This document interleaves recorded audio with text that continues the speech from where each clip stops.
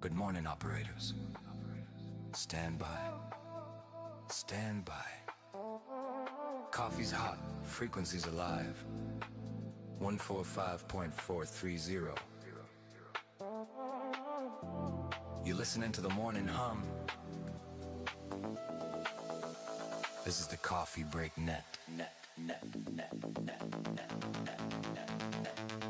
Steam rising with the sunrise glow, signals bouncing nice and low.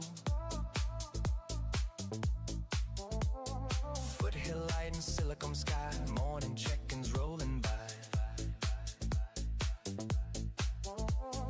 Call sign ready, mic in hand, voices drifting through the band. RF dancing in the air, someone's mobile somewhere out there. Heat up, drop your sign, one at a time, you're sounding fine. Sip soda, rush the day, net control will lead the way. Coffee on the console, radio's awake, morning on the machine, give and take. Voices in the speaker, smooth and clean, so like riding on the beam. Checking out, don't hesitate. This is how we caffeinate. From the hills to the bay, W6EK Coffee starts the day. Check here. AllStarLink been feeling strong. Echolink brings friends along. Mobile base or handheld tight. Everyone's sounding right. Morning traffic rolling through. Signal reports 5x2. Laughing in between the keys. Coffee cup and beepers. Mic drop, carry a tone. You're never really alone. One more round, take your place. Good vibes on the interface. Coffee on the console, radio's awake. Morning on the machine, give and take. Voices in the speaker, smooth and clean. Sunlight riding on the beam.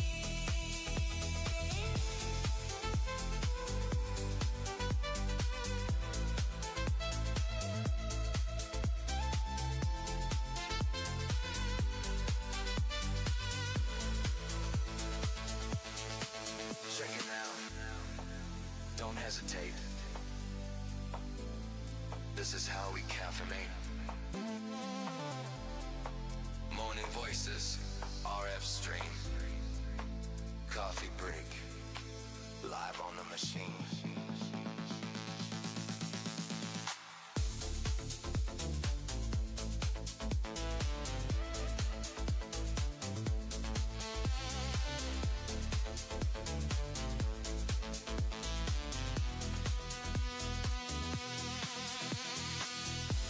Good morning, operators. Stand by. Coffee's hot.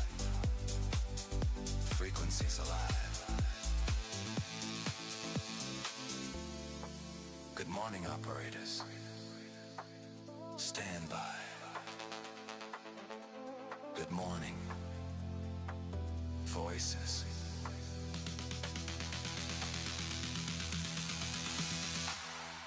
Stand by. Stand by.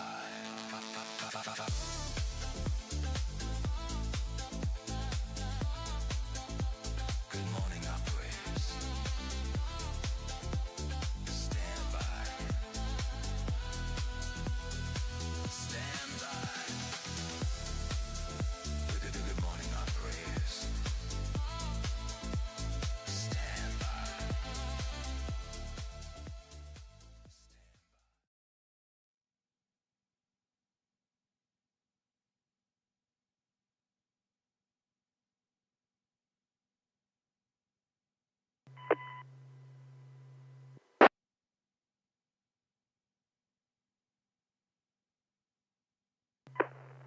To LJH South America, Brazil. PU2SCJH.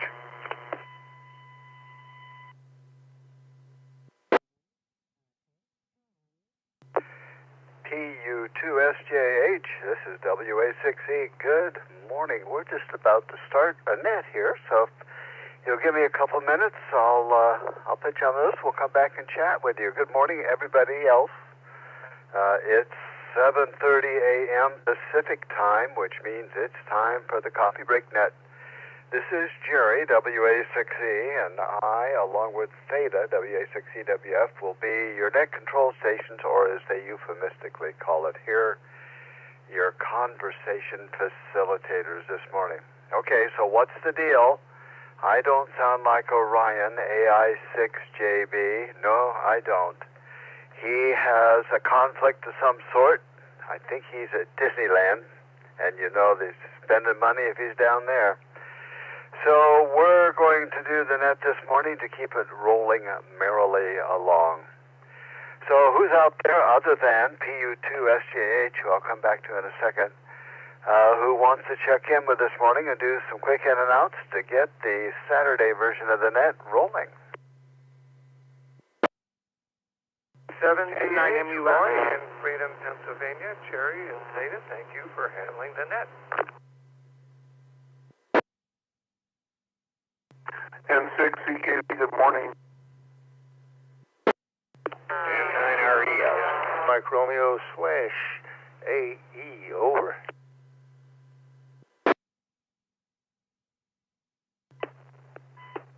For everybody, good morning. I'm from Brazil, South America. I stay here, say hello. I have a nice weekend for everybody. My operator name is Sandro. I spell my name like Sierra Alpha November Delta Radio Oscar. My operator name is Sandro. I live in São Paulo in South America. Local time here, 11 o'clock a.m. on Saturday morning. As the weather is very nice, blue sky, sunny day, sunshine, temperature about 28, 29 degrees Celsius. Very hot day in my side. Okay, sir, thank you so much for your come back. I very high appreciate connection from station from Alaska, for the United States, for Slovenia. Everybody, another place very good for a very, very high interest for connection from North America. 73. PU2SJA, stand by, please. Thank you, sir.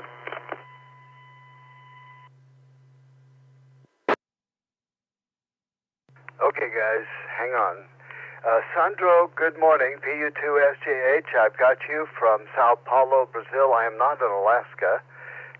This is a repeater. We run a net every morning here in California near Sacramento. So not Alaska, but thank you for checking in. It's good to hear you on from Brazil. You can stay around and talk with us a little bit, or we're here every morning and would love to have you check in with us. So thank you for checking in.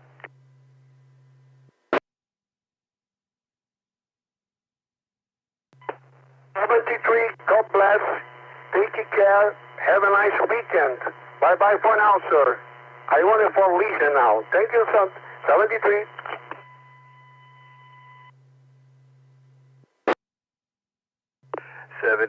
Sandro, have a good day. Okay, this is WA6E. Here's who I heard other than Sandro. I got N9MUF, WH70H, N6EKV, N9RES, and a station that's going to have some kudos here. Sorry, I only got the last two letters, Mike Romeo / Alpha Echo. Congratulations, but please give me the rest of the call. Yeah, Gerry, that's Kilo Oscar 6, Kilo Mike Romeo, and I did get the /AE on Saturday, over. Nicely done, nicely done. Was that at the Granite Bay testing facility? Yes, sir, affirmative, over. Yeah, I usually go down to that. I had a conflict, so congratulations. Before I go back up to the top, did I miss anybody? KA6UAI.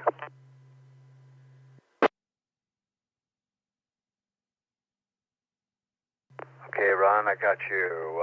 N9MUF. Good morning. How are things in Illinois? Good morning, Gerry, Theta, and the Net. They're interesting, I think, is a good way to put it. I'm not on the way to the train station. My partner's wife is driving him into the studio today, but we'll get a bit of the band back together, have a good practice. And it's amazing how quick the bands open up when there is a contest or a QSO party. I was looking at the band conditions and bemoaning it to a friend, and suddenly the Virginia QSO party kicks in, and 40 meters becomes wild and active.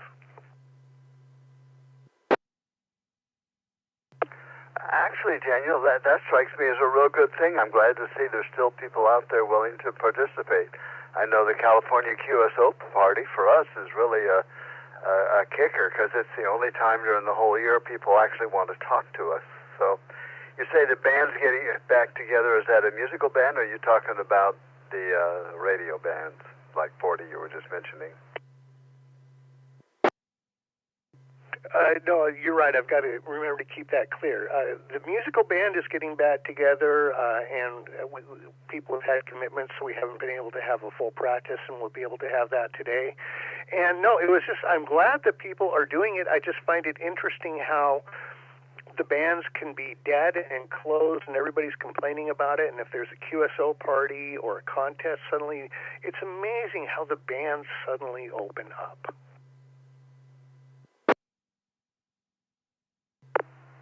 Yeah, that's true. It's also interesting how you can turn on, say, 10 meters or 12 meters, 15, and hear nothing. And you call CQ, and all of a sudden the bands come alive. Everybody's sitting around listening, but nobody's talking. That seems kind of unusual for the hobby, but it does happen. Oh, it very much happens. Let's see what else. My son and I, we did our first CW AllStarLink POTA activation yesterday. Got our 10 in the logs. The WRL logbook is absolutely excellent for this. I set it up, spotted it, and then he took over and logged everything, and a nice simple download when I got home. And then just working CW on the Virginia party this morning, so really enjoying CW and really enjoyed getting that first CW POTA. I know this is a quick in and out, so I should hand it back to you and the net. Gerry, thank you so much for running it. 7.3 and 9 MUF. Well, congratulations on the POTA. That's nice, and you're going to be a CW expert here before too long. Of course, you know, the CWers invented a lot of these abbreviations that the kids use today and they think are so unique, like LOL and others. So good luck with your CW, and thanks for checking in. Have a great weekend. This is W6E. Roy, W87DH. How are things in Pennsylvania? You still have snow? Good morning, Gerry and Theta and the net. No, our snow is pretty much melted. We're back up to, let's see, it shows here 43 degrees right now.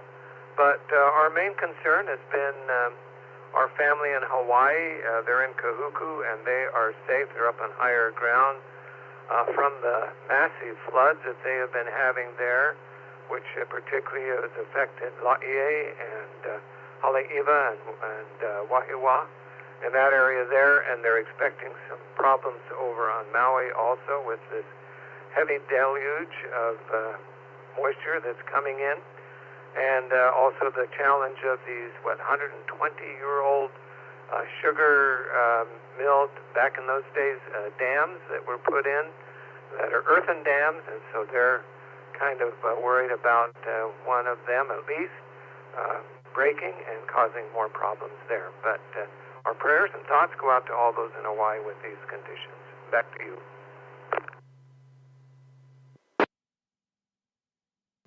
Yeah, I've seen pictures on the news of Honolulu now, and they're just swamps there. Last week it was Maui. This has been going on for a while. Dan, K6DLK, said his backyard was flooded, but other than that, his house was okay. He's here, so I guess he's looking at some cameras online. But yeah, Hawaii, especially the windward side of that island, just getting nailed. And I also saw something about a potential dam break, and for the life of me, I have no idea where that dam is on that island. I didn't know there was one.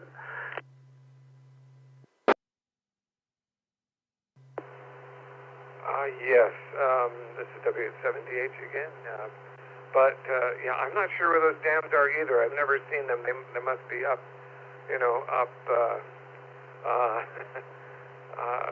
mountainside there and away from common view, but all those rains that go in the middle of the island where the mountains are and things coming down. So, but yeah, that's a big concern for that happening. So, LaEA I know is historically been challenged with flooding.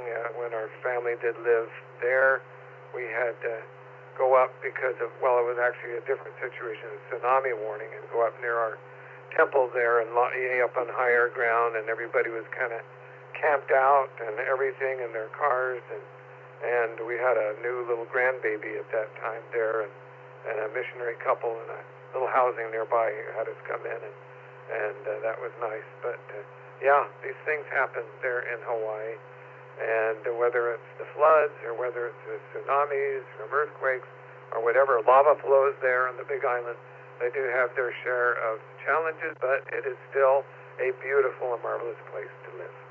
Back to you, Gerry. Yeah, that is true. When we lived there, we lived on Hickam Air Force Base, and it would get one of these storms like this. Not as bad as they're having now, but the streets would fill up with water because it was so level they couldn't drain off fast enough. Our elevation above sea level at our house was maybe a foot. Maybe two. I'm not sure. If there was a tsunami, we were going swimming. So it was kind of tough. But nevertheless, it's tough for the folks who live there, and we wish them well. It's good to hear you on. Give our regards to Mickey, and have a great day back in Pennsylvania.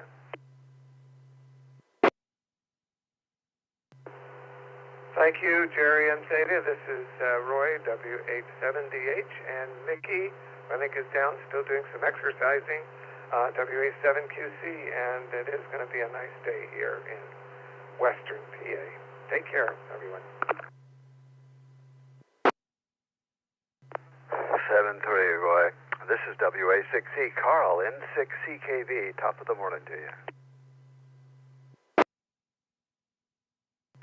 Good morning, Gerry, Theta, and Rocky. Well, thank you for talking to Roy about Hawaii. I was going to ask the two of you how it was going there. I've got a friend that lives in Kona. I've been exchanging emails with him. He just is getting tired of all the rain. It seemed to be that it was kind of specialized on Bali Island. They were all getting some rain, but last week Maui was just getting nailed, and that was the one that was popping up on the news that I saw. And yesterday and the day before it was Honolulu, meaning the island of Oahu. And got Ron coming up here. Maybe he can give us the outlook on Kauai. But yeah, one at a time. And when it rains there, it really comes down, and it just doesn't go anywhere. It just kind of hangs around the water that's dumped. Yeah, I've been watching some YouTube videos and the news, and it looks really bad. I'm glad those folks are okay. I saw the house that went into the river on one of the news stations. Yeah, it's really bad. But thanks for the update there, Roy and Gerry. Always seems to be someplace undergoing a crisis somewhere in the world at every moment, doesn't there? So hopefully all is well with you. You got everything put together so you don't have to do a lot of weed mowing this year? Oh, I've been getting ready for weeding. It's really grown this year. I'm going to be out there on the tractor in another week, mowing like mad, like a crazy man. Anyway, I'm going to say 73 since it's a short in and out, and thanks for the update on Hawaii. This is N6CKV. Have a good Saturday, everyone, and thanks for the net, Gerry and Theta. Yeah, you have a good one, too. I went out and mowed my pastures last week. The idea is don't water them. Of course, they're green now, but I don't want to have to mow them during the summer. I want to keep them down about ankle level or lower so that if we have some sort of a fire, it just kind of smolders. Have a good one, and have a great weekend. This is W6EK N9RES. Good morning. Good morning. Don't really have a whole lot to add. Just wanted to pop in and say good morning. It's almost 50 degrees here in northern Illinois, and I think I'm going to be heading out to do some yard work, but I'll be listening. N9RES. Well, you know, Bill, you got to be grateful for what you have. Having sat here and listened to the problems out in Hawaii, and of course we're having endless summer here. For some reason, you would swear it was June, even July, by the weather that we're having. All the trees are blossoming. We have mandarin trees here that are just loaded with blossoms. So we're going to be awash with mandarins this fall. And, I guess if the sun comes up and you go out and mow the lawn, be grateful for it.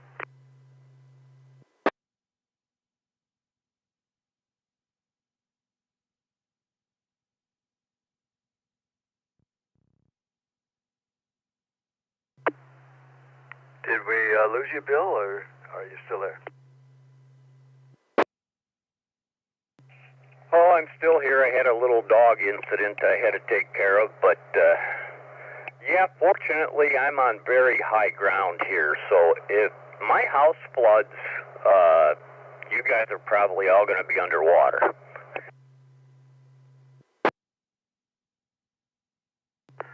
Well, I believe that one of the commandments of being a good ham is to live on top of a hill. So you are doing your job as a ham, and I have to respect that. Have a great day. You too, Gerry, 73, N9RES.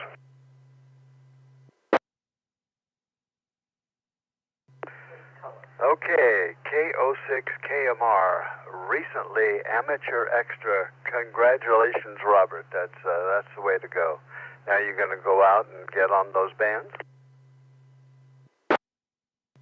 Yes, sir. I got to get out, first of all, and get me a HF radio. I still haven't quite determined which one I want at this point. Still doing a lot of research and all. And get me an antenna up and hit the airwaves. But I am excited about completing the extra. The class helped me a lot. I actually didn't finish the whole class yet. I'll go ahead and attend it, but I didn't finish it. I'd been preparing so much for it, I felt like I was ready to go, and went in and passed it, and just all happy with that. Other than that, I'm going to be working on sprinkler systems today. I sprung a leak in the yard yesterday, it looked like, when I turned it on, so I get to dig up part of the yard. Over.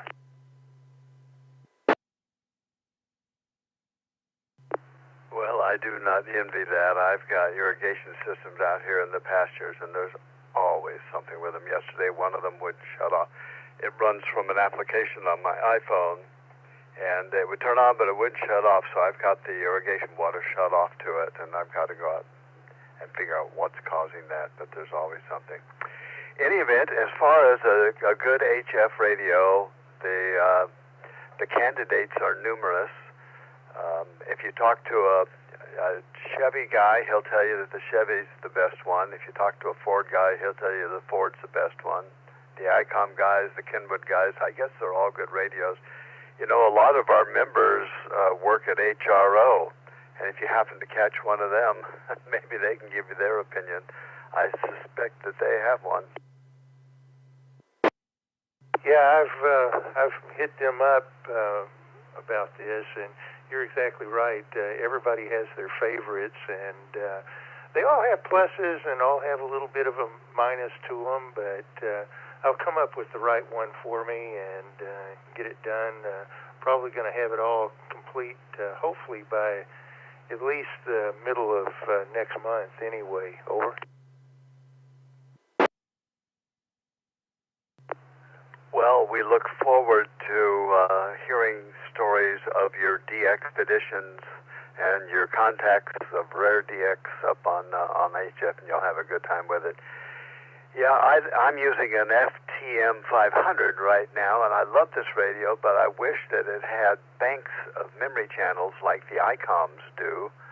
So when I travel up to Oregon, I can just have the Oregon banks, Oregon memories in one group and so forth. But you're right, pros and cons no matter what goes on. By the way, are you still advertising or putting AE on it? FCC hasn't caught up with you yet? It's been a week.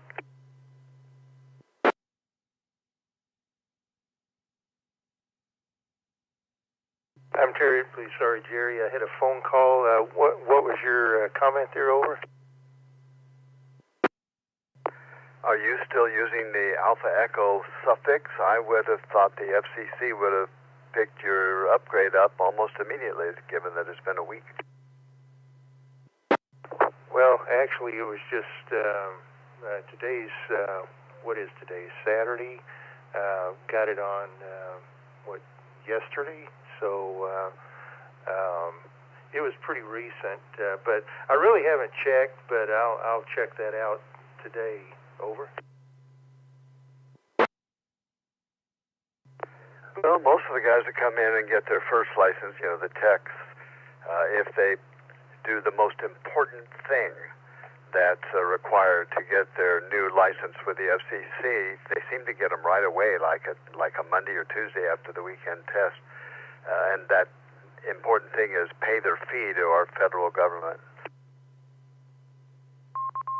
That is true. We all send in to the government. Over.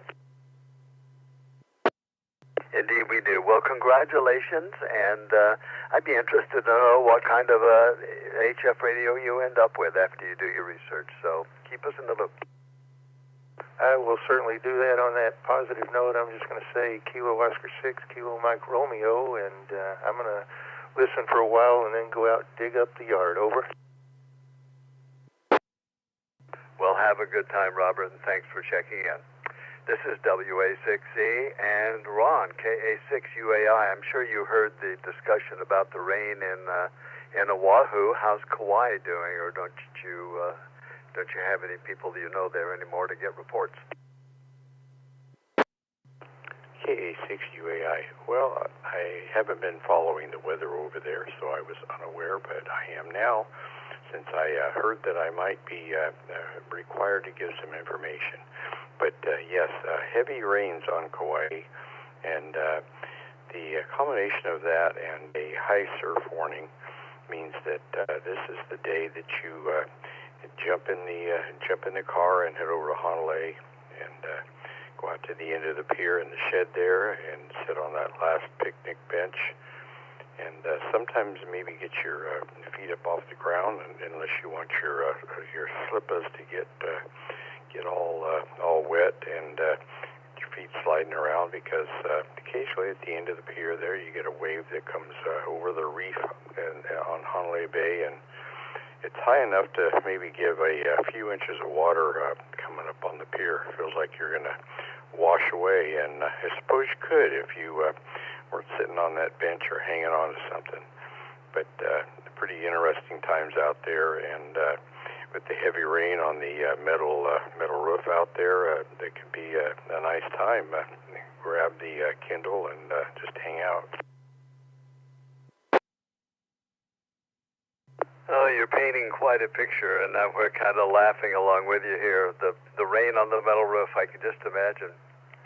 Also reminds me of going up to the North Shore when they'd have these big storms like this, and in the wintertime the North Shore has those mega waves. I don't know how tall they are, 30, 40, 50 feet, maybe more, but they are huge. And of course, that brings all the locals out who have to go out there and go surfing on them, and which brings out all the lifeguards on their little ski-doos or whatever, their jet skis to rescue them. So do you have the same thing in Kauai? Do they go out and try to surf over the reef?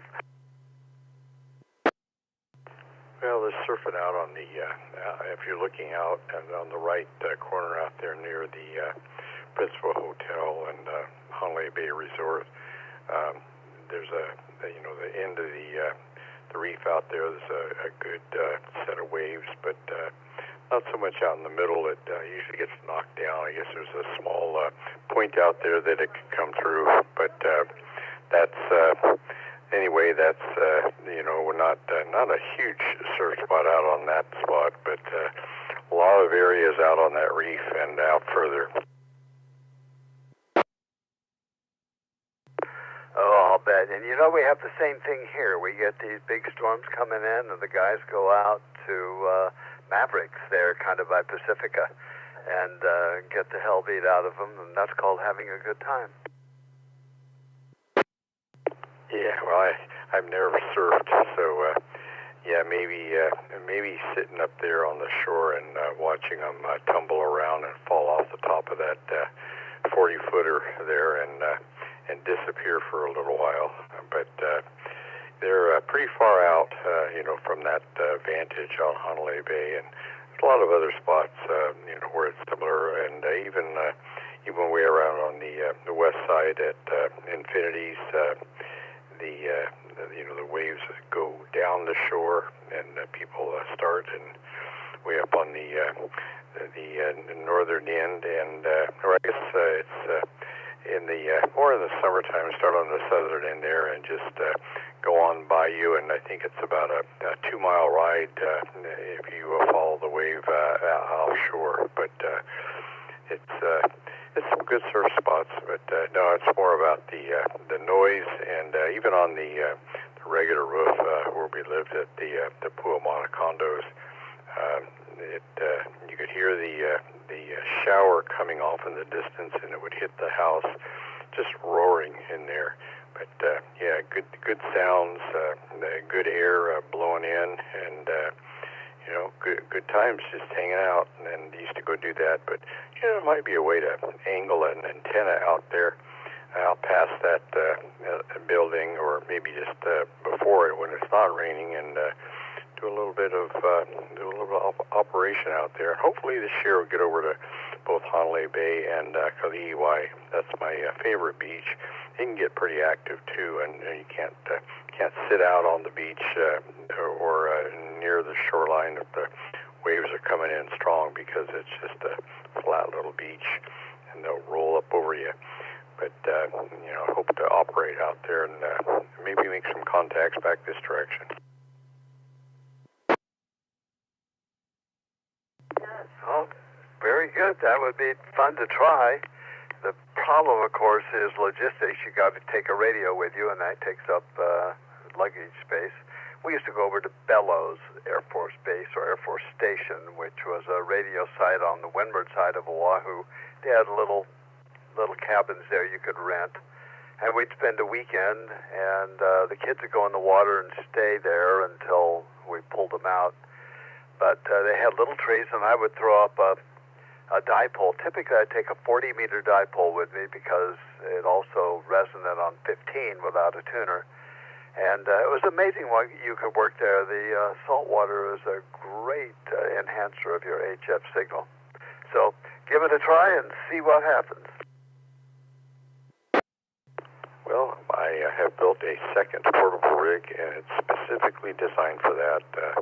Radio and tuner and some cables and things are in an Apache case that can be checked. Yes, it'll cost more money, but whatever. And then a few things in the suitcase. I have a backpack, and it holds everything else. But the 2 batteries will have to come out and go in the cabin of the plane. They have to have those inside rather than in the baggage area. So, I don't know if I'll just empty out the backpack and use that as my carry-on, or just bring another carry-on and take up the extra space in the suitcase. But a couple of big suitcases and, shorts and T-shirts, they don't take up a lot of room.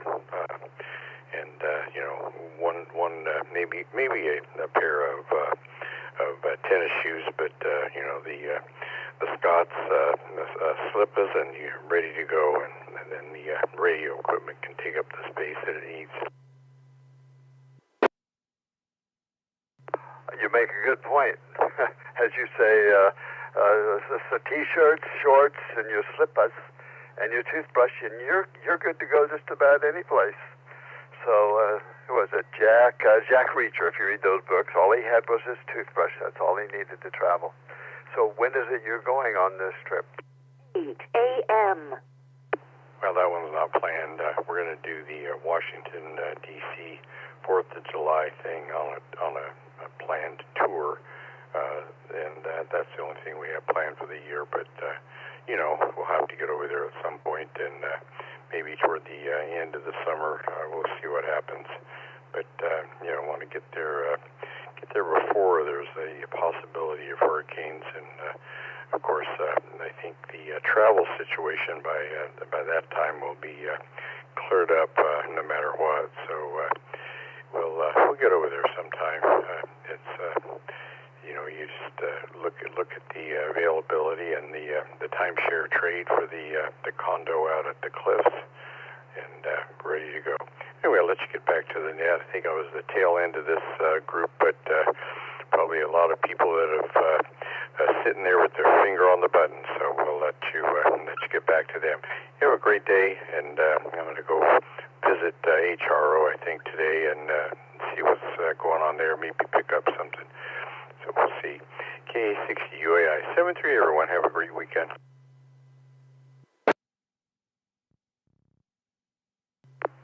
7-3's, Ron. It's always a pleasure to have you on. You go into Washington, D.C. for 4th of July. We lived in Washington, D.C., actually Alexandria, Virginia, before we moved here. And we took our kids down to the mall for the 4th of July event. And it was great fun, a beautiful show. And afterwards, of course, you got 10 million people on that mall that are all trying to get home, and all of them heading to the metro. So that's another trick. But nevertheless, you'll have a great time there, and you might get rained on, so take your umbrella with you. 7-3s, this is W6EK, and this is the Coffee Break Net. National Days today, for anybody who cares. This is the first day of Shakespeare Week. So if you have a spear, pick it up and shake it, I guess.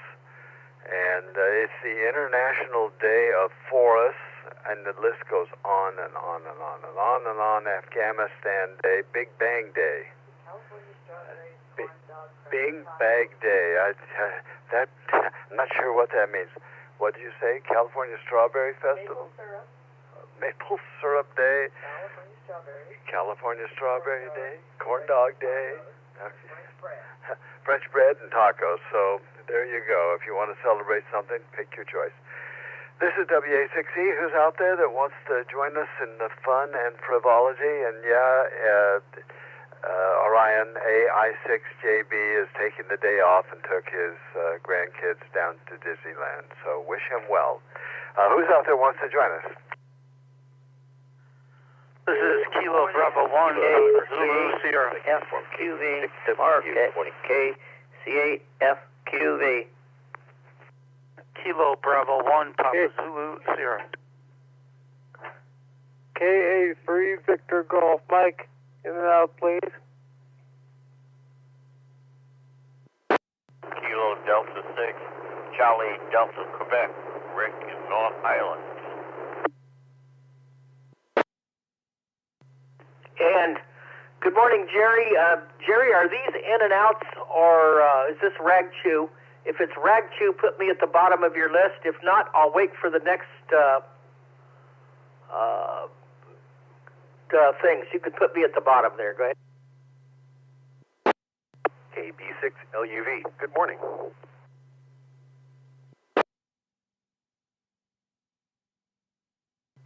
Okay, here's what I got. First of all, Mark, an answer to your question is, I don't know, I'm kind of in that transition period from RagChew to IO, so I'll put you at the bottom of the list anyway, since I am arbitrary as a facilitator here. So here's what I got. KC8FQV, KB1 Papa Zulu Sierra, and the last three I got Victor Golf Mike, but I missed the first part. Could you give me a fill? Kilowatt Alpha 3 Victor Golf Mike. In and out, please.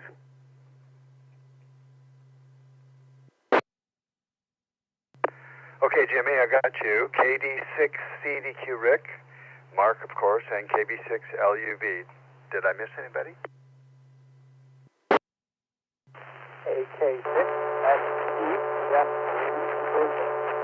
Cute, Winter.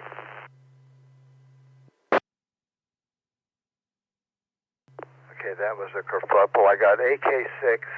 What was the rest of yours? Sierra Queen, AK6SQ. Okay, Jeff, I got you. And there was somebody else doubled with Jeff. I didn't get any of your call. Kilo November 6, Whiskey, Quebec Uniform K, and 6WQU. Morning, Gerry.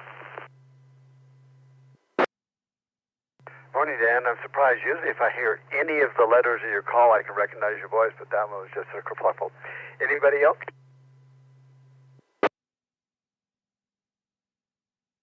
Okay, let's go back up. Pick up Jimmy quickly. KA3VGM. Good morning, Jimmy.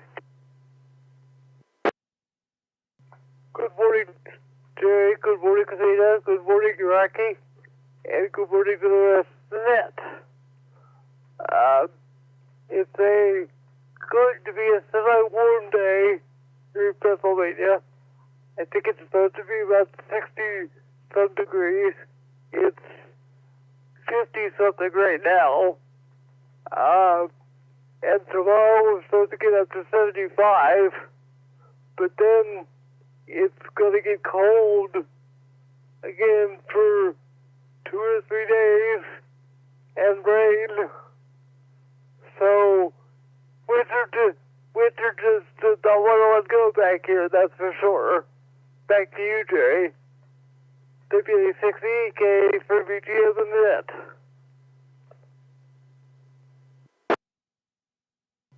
Well, okay, Jimmy, at least it's not snowing and it's not below zero and so forth. You know, this is still, let's see, today's the 21st of March. Yesterday sometime was the first day of, was the beginning of spring, astronomically, I guess. So, yeah, it's not snowing. You're doing well.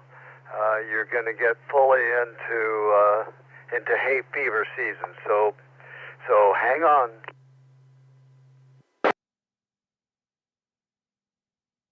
Yeah, I know. I do have that too. So that'll be another issue. Hi. K3VTM. I'll sit here and listen to the rest of the net.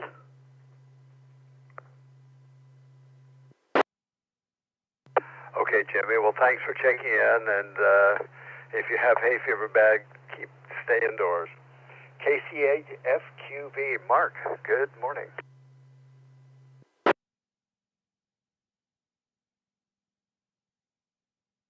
Well, good morning, KCFQV. Well, that's good. I walked down the steps, so that was a time for everything to get reset.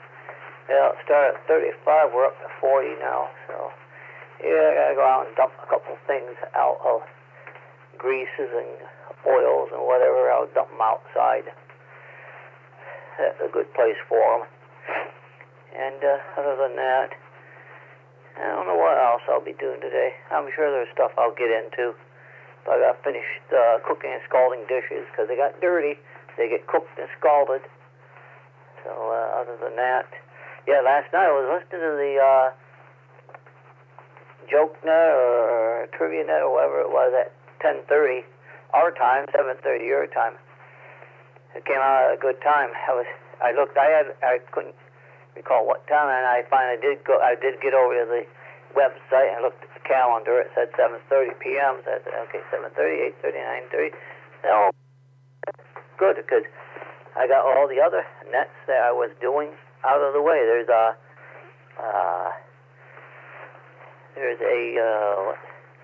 Dixie Traders net on before, and then there's of course the IRN net with Lee and Dave and Graham, and a couple other nets after that. The Happy Hour net with Jeanette, KI5SSR.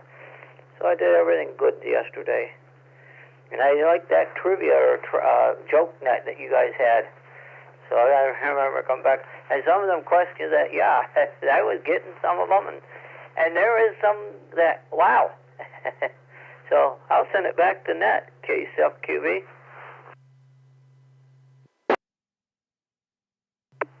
Before we mention the trivia, Net, you mentioned early on that you have oil and grease you're going to take outside and dump. Please tell me that that's cooking oil and cooking grease, not something from your car. Yeah, that's cooking oil and whatever, and the brown burnt stuff that's brown that's within the frying pan. Yeah, the other stuff, yeah, we just take that. We don't do it. We leave them take care of it when we go for the car. And if we had any, my sister's husband, they burn oil. They burn used oil in the burner. So they do that. Because they have a burner, they can burn used motor oil and that. And there's places here you can take it to and they'll take it.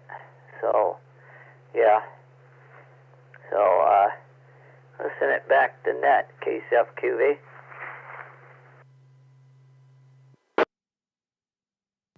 When I was a kid, we used to change our oil in the car, and you'd have it in a big round pan, and we'd walk out to the dirt road and dump it on the weeds and the like. And today, you do something like that from out of nowhere, the state would be on you like a duck on a June bug, and you'd be in deep and serious trouble. So that's why I was wondering about it. And I'm glad you enjoyed the trivia, Net. It's just kind of arose. Some of the questions were pretty tough yesterday, and it always amazes me that some of the guys really know these answers. We have one fellow, WB1G, who was a disc jockey, and he comes on with all kinds of questions about 1990s era music, and I'm afraid I don't know any of those answers. So I enjoy listening to it, and I'm glad you were with us.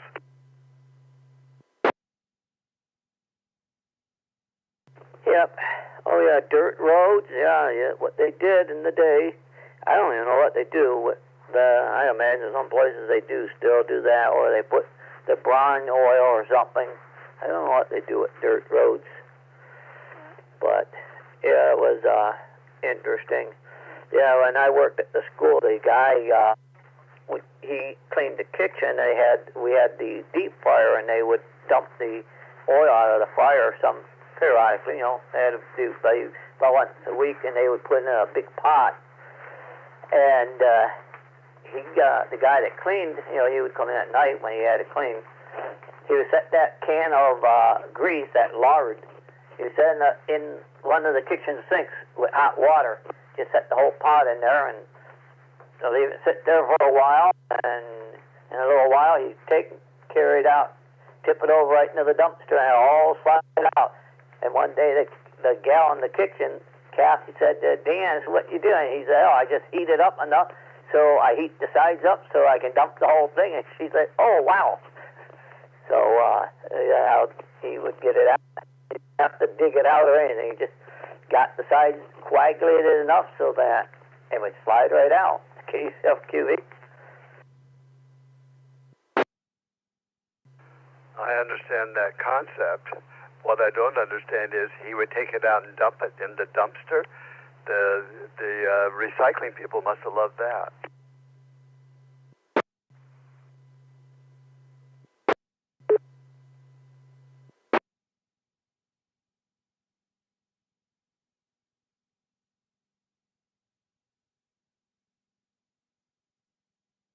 Something happened to you, Dan. You started beeping, and now you're gone. I hope you didn't time out something.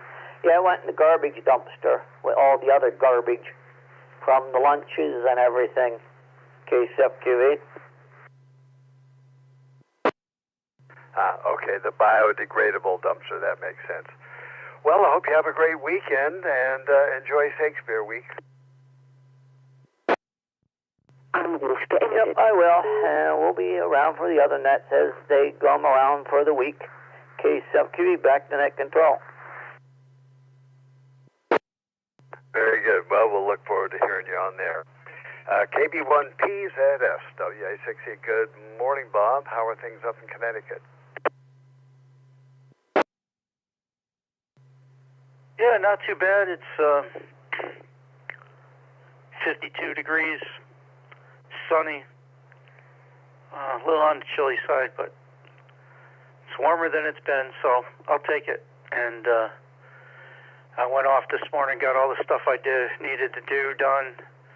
I got my oil changed, I got my emissions tested on my car, and I went out and did some grocery shopping, and I came home, and now I'm just relaxing and listening to you guys. So that's what's going on here. Back to net control. Very good. We used to live in Boston, and occasionally we'd drive down to New York City or drive down to Washington, D.C., and I always remember coming through Hartford, and then there's a freeway there. I don't remember the number of it. I'm sure you do. That runs kind of to the northeast. I think it comes in, hits the Mass Pike about Sturbridge Village or someplace like that. But what I remember is when you got to the Massachusetts state line, the freeway reduced the number of lanes from 3 on each side to 2. And there was a sign there that says, squeeze left. I don't think I've ever seen a sign like that anyplace else.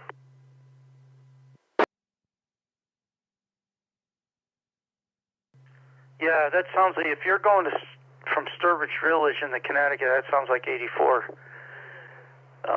Yep. Squeeze left. Yeah, not merge or anything else, but it was just cute. Well, have a great weekend, and hopefully you'll stay dry.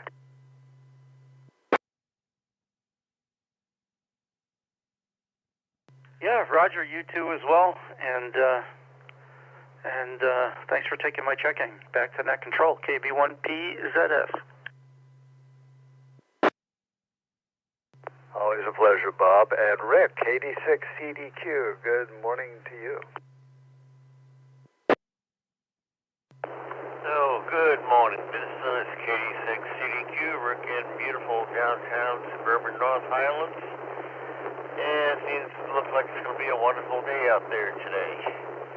Boy, I tell you, kind of reminds me a little bit of my days in high school where we're trying to learn all about Shakespeare and English lit. Oh, I used to like some of those stories. Matter of fact, I used to enjoy reading a few. Anyways, don't have a lot to talk about, but the bit with the used cooking oil. Back when I was a security guard on the light rail here in Sacramento, one of the engineers, a retired Marine, he had a pickup truck, and he drove it with cooking oil. Boy, oh boy, I bet he saved a lot of money. Anyways, that's about it. Kind of a quick in and out this morning. This is K86CDQ, 7030s, everybody.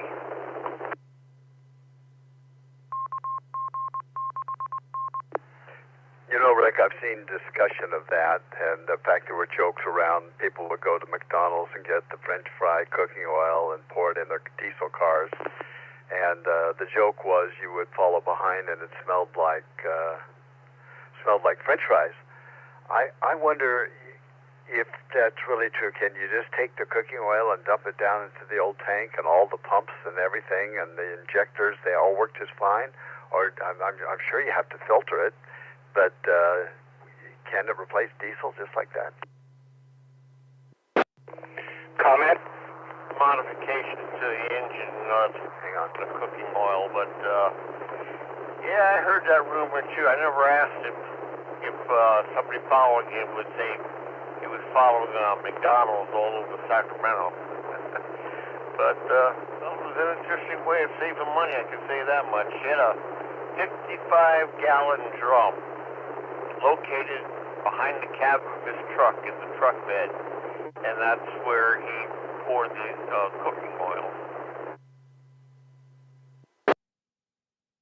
Well, interesting.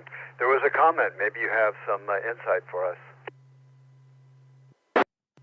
Yeah, this is KM6RFB. Yeah, I used to make biodiesel by using cooking oil. You use methanol and some sulfuric acid, and you can make biodiesel out of cooking oil, fire oil, things like that. You produce two things, biodiesel and glycerin. And it costs roughly about, when I was making it, it was about 50 cents a gallon to make biodiesel.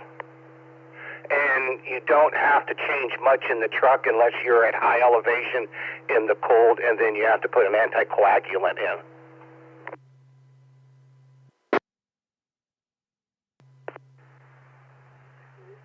That's amazing. I'd heard about it, but I didn't know the details.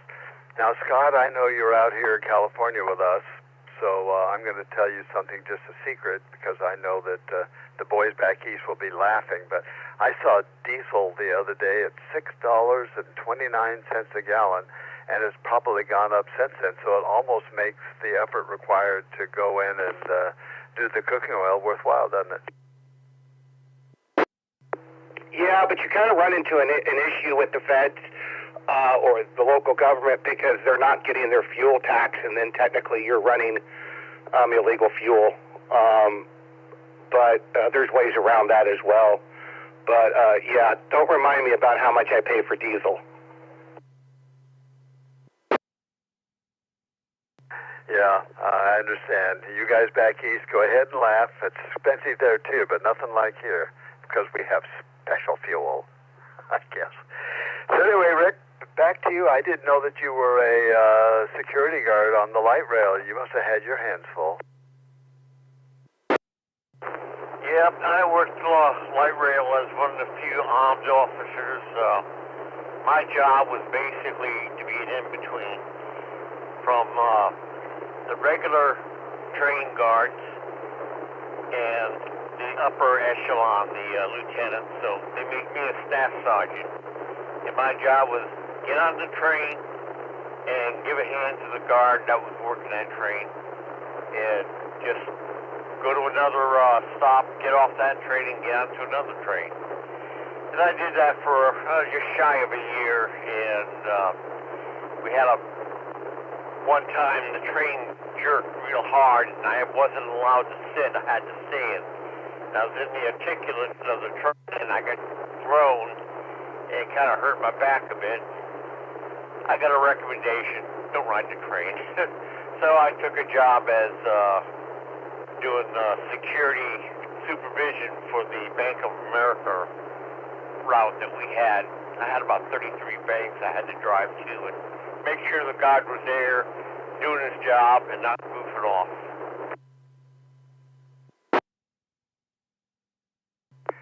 Yeah, the Bank of America branches around here seem to be closing for some reason.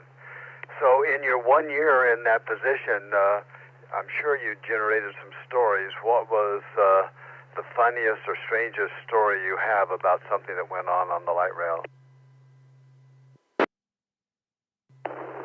There are a few of them, but most of the time, unfortunately, there weren't too many funny ones.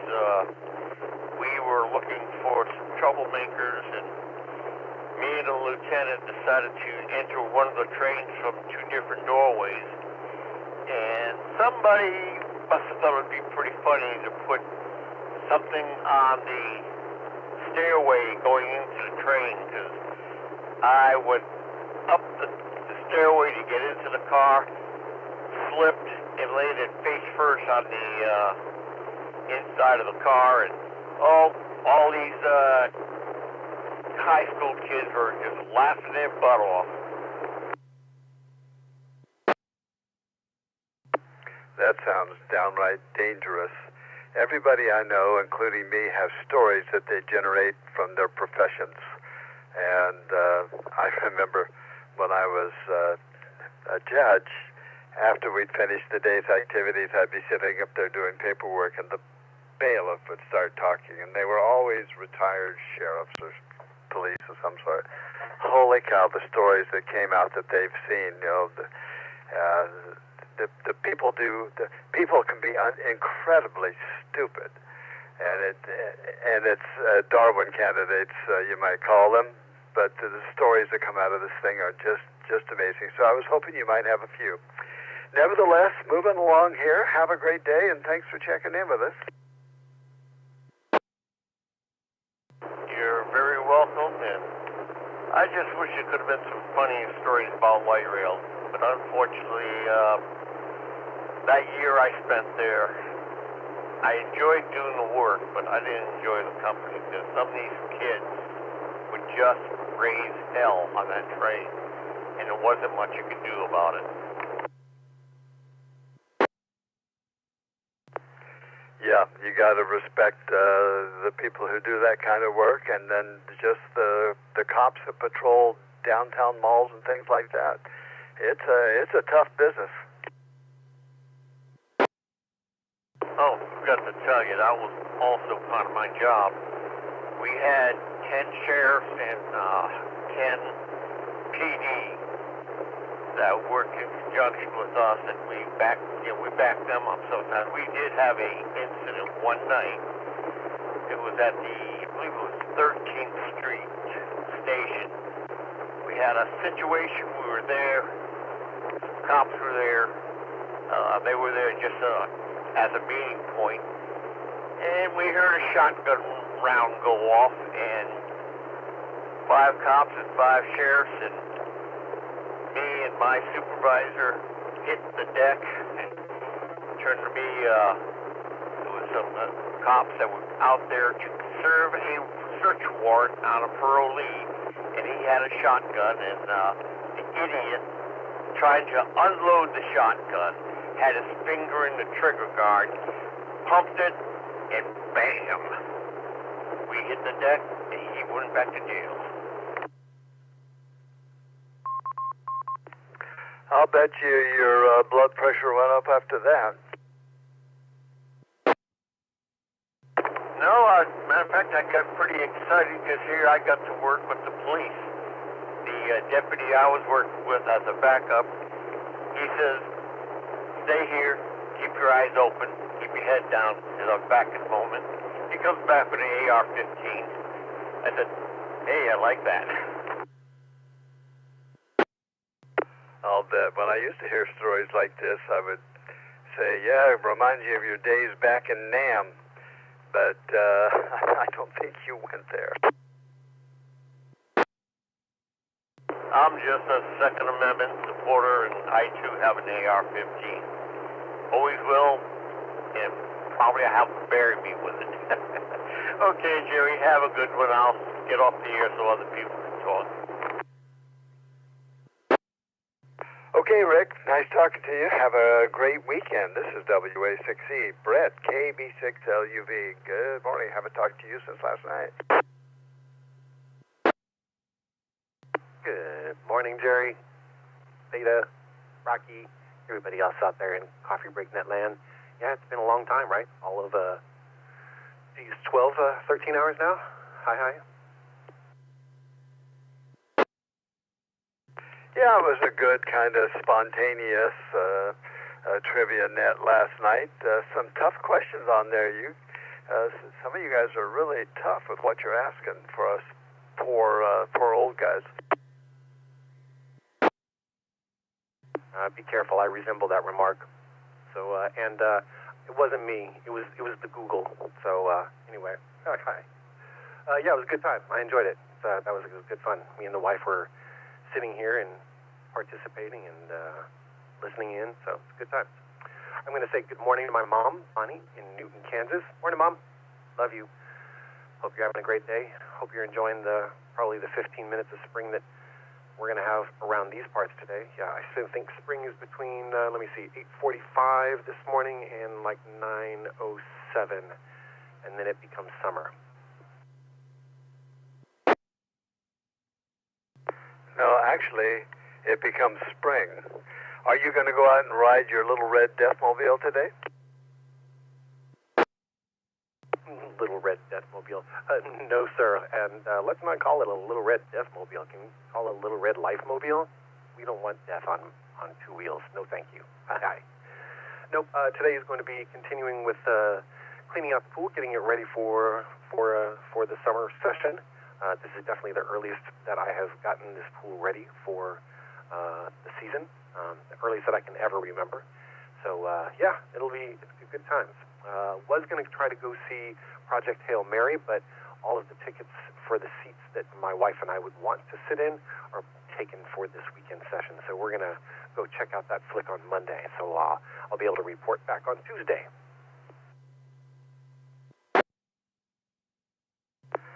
Yeah, okay, well, yeah, by the way, we're going from winter to spring now, not spring to summer, notwithstanding what the outside temperature is. Yeah, I've been to a lot of discussion about that movie. It's been an awful long time since we've been to a movie theater, I think, since we saw Top Gun Maverick, I don't know, 4 or 5 years ago. So which seats do you like, the ones right up in the front row? Nope, prefer the ones at the very, very back, which ends up putting your eyes at about, mid-level for the screen across. It puts you right about dead center looking at the screen.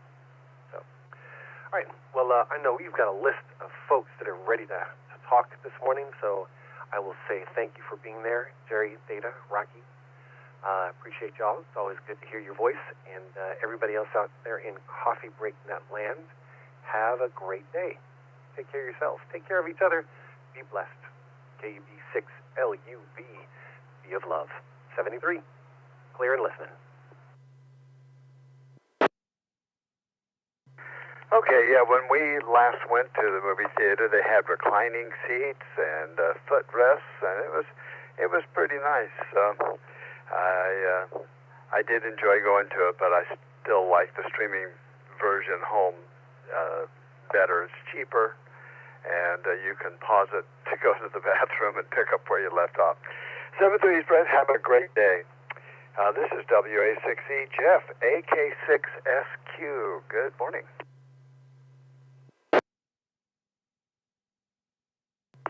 Good morning, Gerry, and good morning, Theta. This is Jeff, AK6SQ, in the temperate East Roseville today. I'm very happy the sun is not blasting heat like it was the last few days.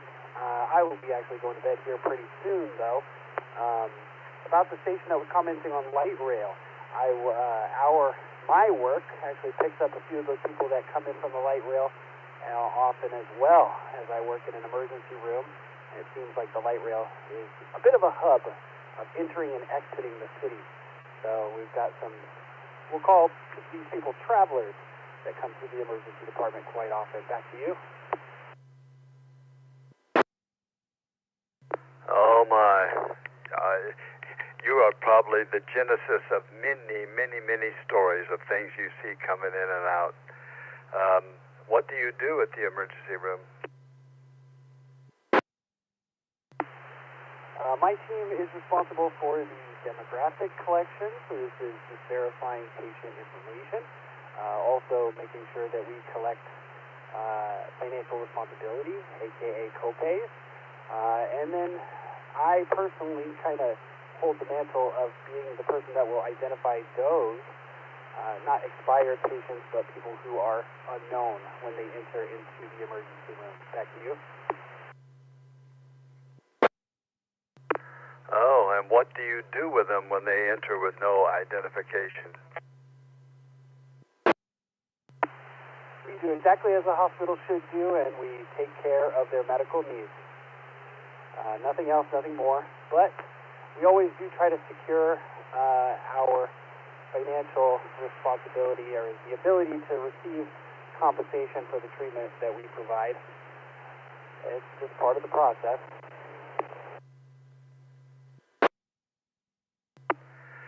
When I was living in Korea, I was in the Air Force, and almost every meal we would eat over at the Officers Club.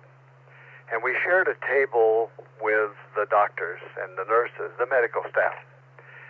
And every time I went in, whether it was breakfast, lunch, or dinner, and one of them would sit down, the stories would start coming, and it usually began something like this.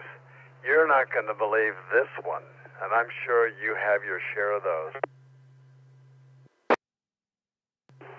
I would say that's likely the main reason why I've been in emergency so long is every new day is a new day. Every hour is a new hour. Every minute is a new minute, even. I have worked many jobs, and I think, Gerry, you were speaking about the recycling center in Rockford County. I also worked at the Recology Center for a week. That's as long as I lasted there, being one of the pickers on the recycling line. But I like to consider myself a jack of all trades, master of none. So I am working on mastering CW and hopefully getting better and better every day. Back to you. I don't think I've ever talked to anybody who was a picker on that line. You understand that's an incredible procedure that they put everything through there. And I think recycling in the world and in our country has a long way to go, but Placer County does a good job of it, thanks to people like you willing to sit there and pick that stuff out at the very end of it. But I can understand why you'd want to get away from it, and congratulations on moving. Thank you very much. I am now currently in my quote-unquote big boy phase of jobs, or as other people would call it, their career. So thanks for letting me chat a little bit. It was nice. I got on thinking I wasn't going to have anything to talk about, and lo and behold, could probably keep going. But I'd like to throw it back so anyone else can have their say as well. Thank you all for a wonderful conversation. I'm going to get back to doing puzzles with my 5-year-old. And I wish you all a wonderful, wonderful Saturday, 7-3 to all. This is AK6SQ clear, and we'll continue monitoring. Okay, well, before you wander away, just real quick, you've been a ham about a month. Are you enjoying it? Yeah, this was unexpected for me to be enjoying the Coffee Break Net, and specifically nets in general. It was not something that I was aware of when I entered into the hobby. My initiation was learning to receive and transmit Morse code. That was really the genesis of my coming into the hobby, and I've just spent my first $100 on a keyer and looking forward to that to arrive. I've been working with my paddle and just been playing Morse Invaders on the computer and trying out V-Band. Back to you. Oh, very good. Yeah, it's a lot of fun, and the discussion subjects vary all over the place. So I'm glad you're with us, and thanks for checking in today. My pleasure, Gerry. Thank you very much. Thank you to Theta, and thank you to everyone out there. 7-3, clear, monitoring. Okay, 7-3. Dan, KM6WQU, good morning. Good morning, Gerry and Nat. This is KM6WQU. Just got the AC guys over checking out what's going on with this stupid unit finally, and hopefully we get to the bottom of it. He's actually one of our ham radio guys. He's actually in the club. He hit me up. I guess he's done some things for Aaron. And he hit me up. He's like, hey, man, you should have hit me up first. I would have probably helped you out a lot different. I had no idea, but I do now, so he's here, and we're going to hopefully get to the bottom of it. But that's pretty much all I got. I got to pay attention to them and probably get out of here and go to work here soon. So this is KN6WQ. Yeah, on occasion you have to go to work. That's kind of sad. Well, at least today is looking like it's going to be a gorgeous day. Maybe high of 80, not raining. Life is good. Yeah, definitely breaking out shorts today, so we'll see how it goes. Gerry, thanks for running that, and everybody have a good one. This is KN6WQ. Okay, Dan. And Scott, KM6RFB, are you still with us? I am still with you. I just wanted to know if you had anything else you wanted to add into the net before Mark went with his weather. No, I am sitting here at the house going through a stack of laptops, HP Elite books that were given to me, and I'm getting them all reloaded with Windows 11 and getting them ready to be given out. So that's what I'm doing today. Well, that tells me it's going to be a real time consumption. To whom are you going to give these laptops? I had a couple people in the club ask me if I had any access to laptops. So them, one to my mom and my sister, and not too sure on the other ones yet, but as time goes along, we'll figure it out. Did you purchase a bunch of versions of Windows 11, or did they come with them? They have Windows 10. I have licenses for Windows 10, and then I'm upgrading them to Windows 11. Oh, very good. Well, that's a heck of a deal. Have fun doing that.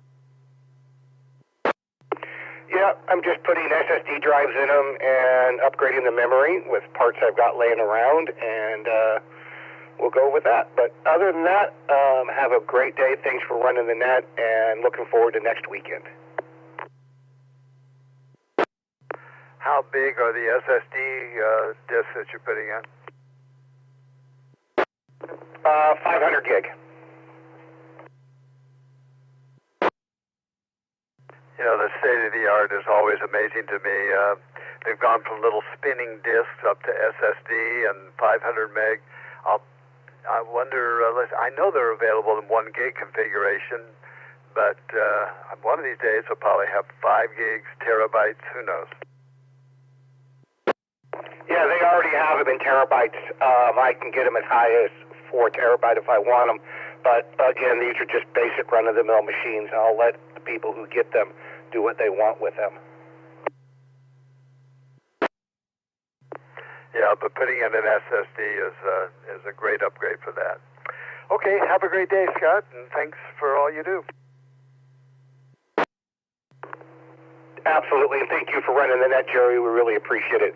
This is Kilo Mike 6, Romeo, Foxtrot, Bravo, clear. Okie doke. Mark, W6BJN, are you still with us? I would think so.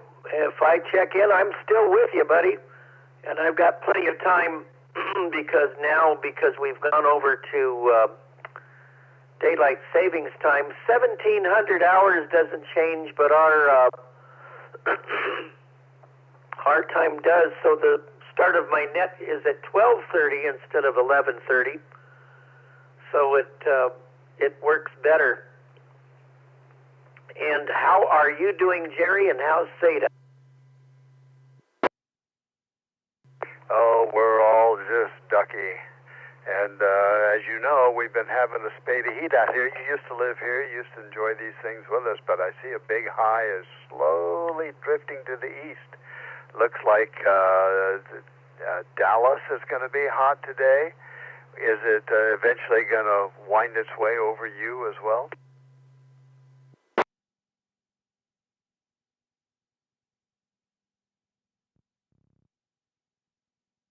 Gerry, in this hemisphere, what starts in the west moves to the east. So you've just answered your question. Yep.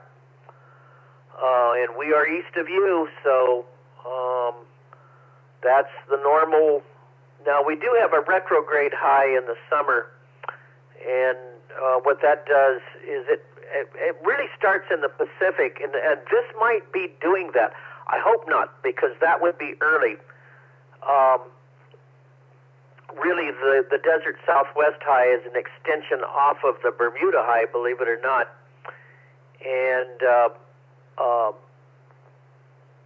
And so that is a retrograde high. That's about the only time that it moves from west to east and then back to the west again. And that's what brings your continuous summer heat. And I hope that's not setting up already, because if it is, you're going to be miserable this summer. And yeah, in fact, it's going to bring record-breaking highs to us this weekend too, because it starts to flatten out for you guys and cool things off. And so, yeah, the middle and mid-south part of the nation. But let's talk about California first. It's going to actually be nicer today, although it still will be 10, 15 degrees above normal. Temperatures in the low and mid-80s, and for some places, because of what they call soft records, in other words, there still could be some record-breaking high temperatures today that are in the 80s. They might break the record by 1 or 2 degrees, but nevertheless, but it will feel better than the last couple of days where it's been in the 90s. And there are parts of California that have already been over 100. That's just absolutely crazy. That's incredible. And then the other thing, I was listening to you talking to people about the floods in Hawaii. That can be a typical thing with La Nina, which we are still under in the Pacific, the colder than normal ocean waters. However, we are about to go INSO neutral, which would be normal, and then by July, we're supposed to go off into El Nino, which means more wet weather perhaps for parts of California and for the southeastern United States, and drier for Hawaii. Usually during El Ninos, Hawaii then goes dry, and it can get kind of droughty. So kind of a feast or famine situation could be setting up. And unfortunately for California, with the coming El Nino, as ocean waters get warmer, the production of fog and low clouds that cause nature's air conditioning gets less. And unfortunately, that could mean some pretty hot weather for California this summer, Gerry.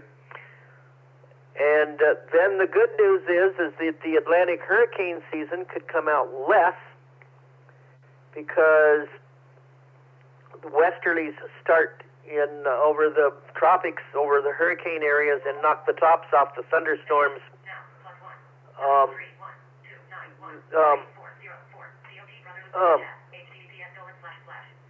Okay, I'm trying to make that go away. There we go.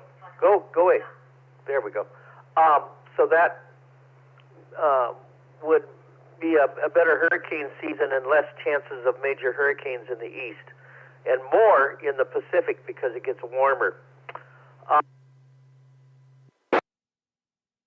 For the short term, though, it looks like temperatures are going to cool off a little bit for California, and there could be a slight chance of rain after the 1st of April, but even the most optimistic models in that scenario are saying there's only a 20% chance of just light rain. So the dry weather continues for the short term there, Gerry, and it will heat up again next week as another high pressure is going to build in Monday, Tuesday, and into Wednesday, and then it cools off again toward the end of the week. So it won't be as bad as it was this week, but it will heat up again to around 90 degrees in places.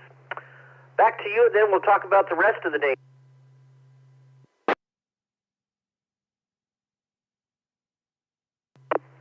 Well, Mark, this is W6EK. For those of us who just merely endure the weather, La Nina, El Nino, the difference kind of gets lost on me. All I know is it's hot. And we do need the rain, though. When I was growing up, I remember April as being a wet month. So maybe we'll get lucky, notwithstanding what your models are saying. And you made a comment about the weather on the northern hemisphere traveling from the west to the east, and as a rule, that's true. My recollection is in the United States that the weather gets to about the middle of the country and then starts going northeast. So Tennessee would be more likely to have some weather that came up from Mexico or the Gulf than it would be to endure our high here, but maybe I'm wrong. Oh, and by the way, on behalf of the Insurance Association of America, we thank you for your prediction of fewer hurricanes this season. That's really getting to be an issue, isn't it? So go ahead, tell us how we're going to be suffering, and I dread to think about what's going to happen this summer. How many days in a row above 100 are we going to have? Back to you, Mark. And my answer to that is I don't know. I can't predict that. Nobody can predict how many days over 100.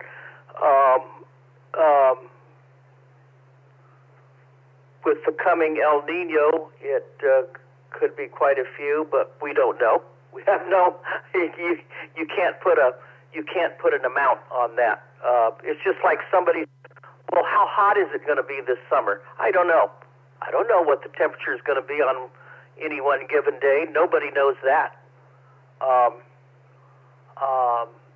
And, it would take only one major hurricane, whether there were 15 or whether there were two. If one of those hit the United States and it was a major hurricane, somebody's going to be in for some bad situations. But the outlook with El Nino, and the reason I bring that up, is that if you've listened and heard me talk about this, El Nino is usually connected with more rain, and because the Pacific waters are warmer, so it's like steam dynamics. And so with warmer water that moves in from South and Central America, what happens? It rises to a certain point, chills, and falls as rain. Warmer water also produces low pressure. That's why they have hurricanes in places like Florida. The water in the Atlantic is warmer. That's why they're having lots of rain in Hawaii right now, because the water is warmer.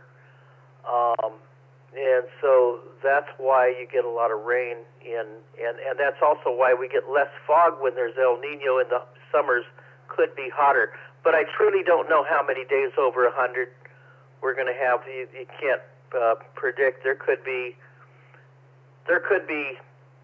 15, and then there could be 40. Who knows? But I think that it's going to be hotter this summer than it would normally be, because generally most summers that have La Niñas, which are the cooler ocean waters, you have more fog along the coast, and that's part of nature's air conditioner when you get some delta breezes that come through the delta. Now, for the rest of the nation, it's going to be hot because that high pressure area, and if it moves a little further north or east, it's still a basic easterly direction. And high pressure areas can be large, so it can cover a lot of area. So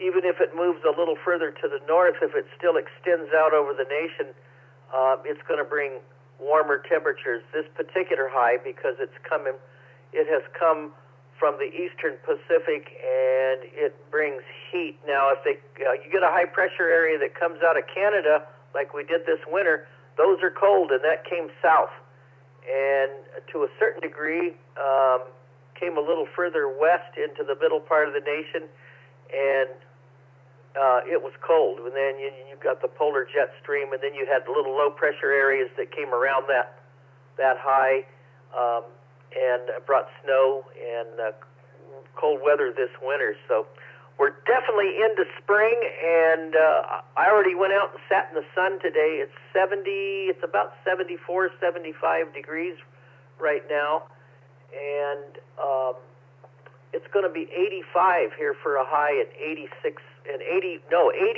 today and 88 here tomorrow. And there could be some showers and thunderstorms because we got a little opening to the Gulf, and this is also tornado season, so they managed to time out the development of thunderstorms with any low pressure area. And when it gets warm like this, when you get what they call warm air. So there you go. We love the spring weather, but it it got volatile. Believe it or not, we had to go shelter last weekend. Still talking. We had a tornado that touched down in Clarksville Sunday night. I think I might die of old age before you There get wasn't a big one, but it was one, and we had to shelter for about 45 minutes. So, interesting weather happens here in the South and parts of the Midwest. Back to you there, Gerry, WB6BJ. Yeah, Mark, are you listening? I think Mark broke the repeater, AI6US. He timed something out. I heard the announcement. I don't think that was our repeater. It may have been his node. Mark, are you back with us? Yeah, I'm hearing you, WB6BJ. We were hearing you, and then in the middle of your transmission, some announcement came on and said it timed out. It had timed out. I'm not sure what got timed out, but we lost part of your transmission as you were just about to tell us what we could expect for today. And you gotta let you asked me the question, and somebody picked it up fast. You gotta wait for my node to drop. I think all that happened was I timed out my node. I forgot what time it was. There, go ahead. Yeah, that happens. So why don't you give us your quick analysis of today, and then we'll let you go to your next net.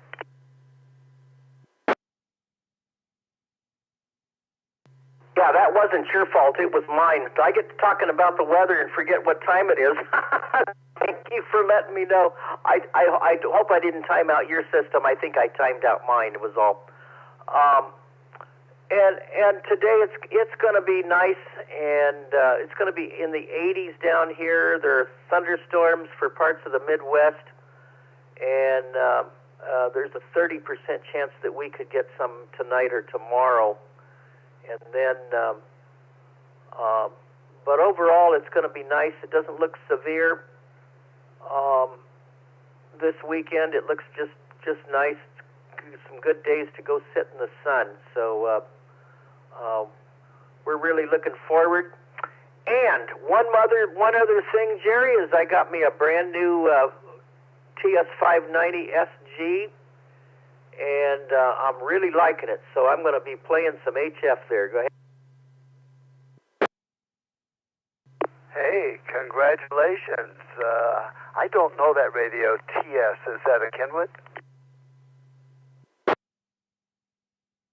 TS, Kenwood TS590 SG. The only radios, the Kenwood is all I do because they're the most accessible radios for blind people. Oh, fantastic, Mark. What are you going to use as an antenna, and what bands are you going to favor? Well, I'm going to use the antenna that I've been using for quite a while, which is the bullet antenna. It's the 71-foot bullet non-resonant antenna. That way it covers all these different bands, 20 or actually 160 all the way through 10 meters. And it's working real good, and I've had it up for quite a while when I used the 570, the TS570, which was my older radio. And I was talking to a guy last night in Texas, and he gave me a 20 over S9 on 20 meters and only running 100 watts. So I can't complain about that there, right? No, you sure can't. But my problem with the new radios is there's so much they can do that you have to go to class to learn how to use it.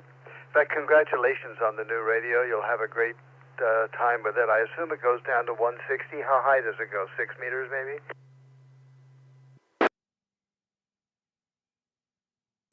Yeah, I think it goes to 6. It doesn't do 2. It goes to 6, and all the way to 160, and I can actually I can actually talk on 160. I don't think the SWR is as great there, and I don't know if my antenna, my bullet antenna covers 6. I think it does.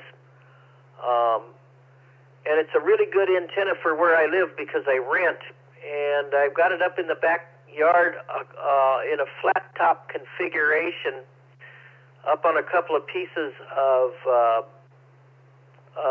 fence railing, up 21 feet. And I've talked all over the world with it. Talked into Germany. Talked into a guy the other day in Israel. And I've talked into New Zealand, Australia, Japan, and it's working good there. Well, you're in for a treat, and I like 6 meters. And when it's open, it's just an awful lot of fun. So have fun with that, and give us your reports, and let us know all the rare DX you're working. Hey, Gerry, good to hear from you, and Brian, good to hear you in there. Good to hear everybody in there this morning. Hope I didn't time your system out. I got to remember to take a break once in a while. Take a breath, Mark. But I'm having a good time right now. I'm feeling good, and just doing real good. Thanks for doing a good job, Gerry, and we'll see everybody next week. I'll be back with more weather and all sorts of good stuff. WB6BJ. Okay, Mark. Well, thanks for checking in with us. Always a pleasure to hear you on. And I'm glad that your move back to Tennessee worked out for you. I was wondering if that would be the case, but the Modesto boy seems to be doing just fine back in Tennessee, so congratulations. And have fun with the new radio. It's always exciting to get a new toy and then start the learning all over. 7 3s, Mark. This is W6EK, Gerry, and this is the Coffee Break Net Saturday edition. If you tuned in expecting Orion, AI6JB, he is down at Disneyland spending money on his grandchildren, so I am filling in for him today along with Theta, W6EWF. So who's out there that would like to join the conversation? Come now. Into DYI, clicking an opal. K6D. Kilo Oscar 6, India Hotel Juliet. KO6TH, good morning.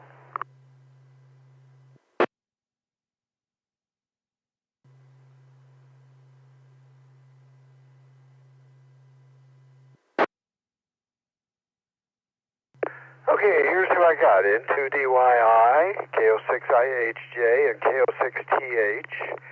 And I know I got this wrong. K6DCP, please correct me. K6 Golf Quebec Papa TQP.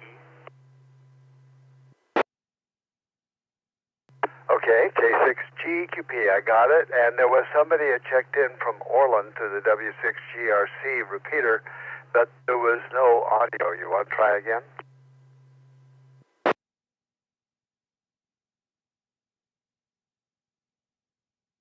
Kilo November 6, Sierra Lima November.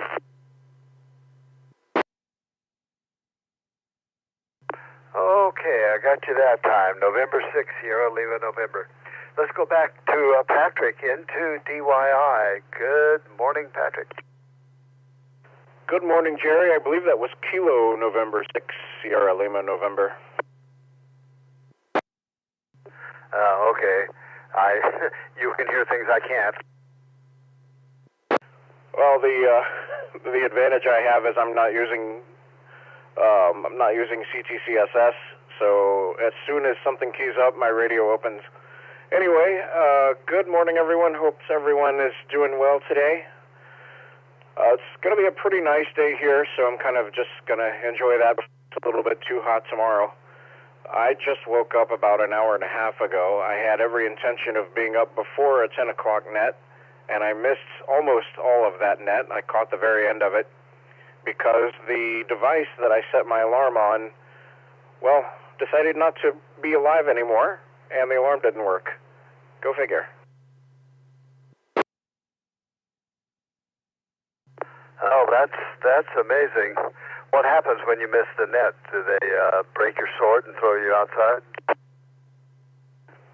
Not really. It wouldn't be like missing the coffee break net. That would mess up my whole week. Well, I do enjoy the coffee break net because the discussion goes all over the place, and I'm sure you were listening yesterday when we had the 6th anniversary of this net, and we were reminding ourselves of the stories and things that have happened on the net and the discussions we've had. And it's from A to Z, soup to nuts, and everything in between. It's been great fun. Yep, I was there for that whole net. That was great. I always make it a point to listen to the anniversary nets. It's kind of funny. I remember there was one, I think it was 2024, and I was outside working on an antenna, trying to listen to the net, got a call from KN6WQU. We had some stuff going back and forth, so I was trying to do all kinds of things at once, and that net ran long, and I remember going back inside at like 2-something in the afternoon, and the net was still on, and that was a little unusual, but I guess not completely unheard of. Sometimes long nets go. Anyway, I don't really actually have all that much to contribute this particular day. I would say morning, but it no longer is here. So I guess I'll just let you go on and say hi and say bye and 7-3 and catch you guys later. I'm really just kind of drawing a blank on interesting stuff right now. N2DYI. Well, you say the net was still going at 2 o'clock your time, 11 o'clock here. Sometimes after the net, guys just pick it up and start talking. It's funny how that happens on a repeater. Of course, that is the purpose of it. So it's very hard to distinguish between the net and a continuation. But either way, it's fun just to listen to see what they're having to say. Sometimes it's relevant, sometimes irrelevant, sometimes irreverent also. So before you go, how long are you going to stay down there in North Carolina? New York is calling you, I'm sure. Oh, New York's calling, but I'm not answering. I'm probably going to be down here for at least another month or so. I'm not really entirely sure yet. I'm really not in a rush to go back home for so many reasons. Well, I'll tell you what we'll do as your friends and cohorts here on the Coffee Break Net. When you start picking up that North Carolina accent and you start sounding like Andy Griffith, we'll know and let you know that it's time to go back to New York. That is completely fair, and I will absolutely respect that. Don't think it'll happen, though. No, I wouldn't argue that. You've done a good job at resisting the New York accent. Well, it's kind of funny because probably about 17, 18 years ago, I started talking to some people who thought I was from the Northeast. This is before I moved to New York. And just, my general sort of diction that I use, I don't sound particularly Northeastern to me, and I don't particularly sound Southern to me either. I used to have quite the accent, but I made that go away when I was a teenager because I wanted to be more presentable. So of the two locations, which accent did you have? Southern? Oh yeah, that was long before I moved to New York. I didn't move there until 2014, and this was in the late 90s, early 2000s when I finally made a concerted effort to make that go away. I've noticed that as time goes along and people move around a lot and we have communications that are instantaneous anywhere in the world as we have, that regional accents, I think, are dying a little bit. My brother's daughter grew up in Morgan Hill, which is just south of San Jose. So she had the Northern California accent, which I think I have, and sounds like you have too. But she spent 1 year in Mississippi going to Delta State University, and holy cow, when she came home after that year, her vowels were just dripping with honey, and you could have cast her out as a Southern Belle in Hollywood, and she'd have passed with flying colors. You know, some places and some people are just susceptible to that sort of thing. I know when I went to England, and I came back home with a very interesting hybrid kind of thing for a few days until I kind of figured out where I was again. Oh, that's interesting. One of our neighbors, when we lived in Dayton, Ohio, it was an Air Force guy, and they moved there from England.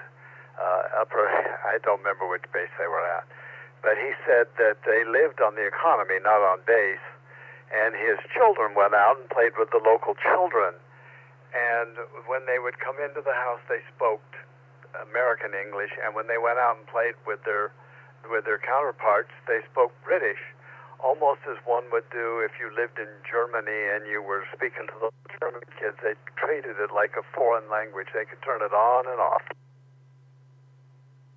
Yeah, I mean, you almost kind of have to do that down here. There are certain, like, just taking the accent out of the equation, there are certain phrases that you just would never hear in other parts of the country, and you have to just kind of turn that part of your brain on and just kind of deal with that as it comes in.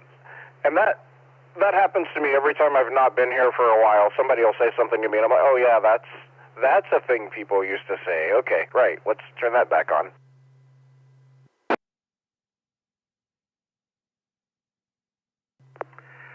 This is W6EK. Yeah, the one in Portland that I get a kick out of is spindy. Something spindy, not expensive, but spindy.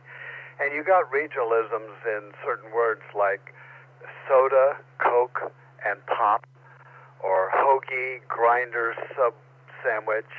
You know, things like that, you just adopt to it. Oh, and my favorite, when I was in Boston, you got ice cream, and they asked me if I wanted Jimmy's on it. I had no idea what that meant. It means those little candy sprinkles. Those are Jimmy's. The one that always amuses me, and I've not heard this outside of New York, maybe this is just a northeastern thing, is when you're in a grocery store and you're waiting for, you want to pay for your groceries, so you wait online. You're on the line, you're waiting online, and the thing that comes to mind every time anyone says that is I hear modem noises. You know, you might want to be seen for that. Maybe I'll just stop going to grocery stores, and that'll cure the whole problem. Or create new ones. Anyway, have a great day, and thanks for checking in with us. All right, you too. 7-3 and 2DYI. 7-3s, and of course, our regards to Gerry. I love that story. K6GQP, Jeremiah, good morning. This is W6EK.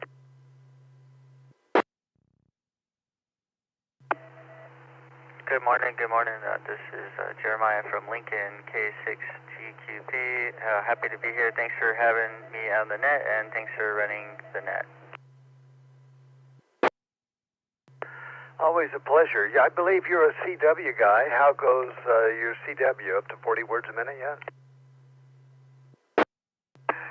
No, I'm not up to 40, but I'm a lot more comfortable with 20 words per minute now. And I can do like POTA faster than 20 words per minute because, you know, it's only like 4 things that I need to know. But as far as RAG2, I'm like around 15 words per minute. In fact, I can hear it going in the background there. Nothing wrong with 15 minutes a minute. That's a respectable speed. Seems to me in the old days, you know, back when the dinosaurs roamed, you had to do 13 words a minute to get your general and 20 or 21 to get your extra, so you'd qualify either way. Oh, heck yeah. I got Japan, I got 3 Japanese stations a couple days ago on less than 5 watts, so that was really cool. That was on 15 meters.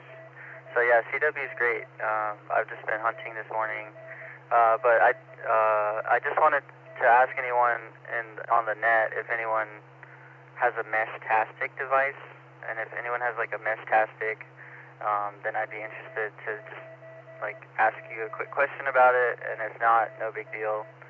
I just got a mesh-tastic, so just kind of want to talk to people about it, but yeah, K6GQP.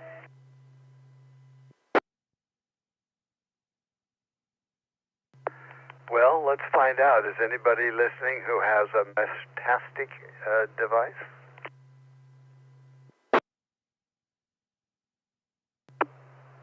AI6US.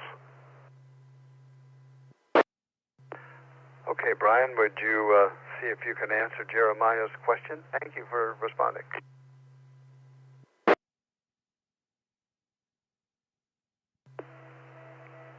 Hey there, hi Brian. I was just wondering, essentially, I've been sending messages out, and I've been saying like, hey, if you get this message, say peanut butter and your location, and no one has replied back to me the words peanut butter and their location.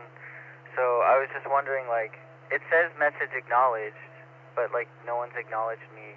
So I'm just not exactly sure how the group messages work in Meshtastic real quick. Well, there's probably some other Meshtastic users in the Valley who can probably back me up on this one, but Meshtastic pretty much got overloaded, and it really has become quite ineffective in the Valley because of the node timeouts, and so a lot of messages will land somewhere, but they time out before they really reach anybody who is actively responding. So you might, and I don't want to redirect you if it's not the direction you want to go, but most folks in our area are now going over to MeshCore because it is not using the flood technology for message distribution.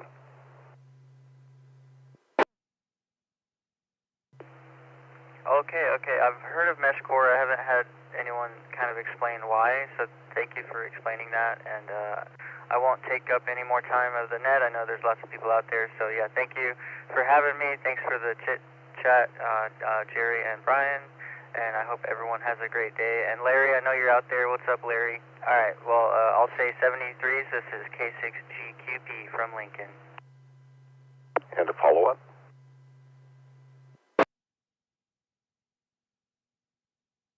Go ahead. Yeah, Jeremiah, the N5JEF, a member of the Sierra Foothills Amateur Radio Club, is has been heading up the program for this area to kind of get the ball rolling. And I understand, as of chatting with him yesterday, there are now over 40 active repeater systems in the Sacramento region. So check out, a place to start would be on our Groups IO page, Groups IO, and just do a quick search of MeshCore. And last month, N5JEF gave a presentation on MeshCore, or just basically mesh in general, but a lot of information about the MeshCore is on there. So check out the Sierra Foothills Amateur Radio Club YouTube channel. Greg had posted up a video from that, a very educational presentation from last month's meeting, AI6US.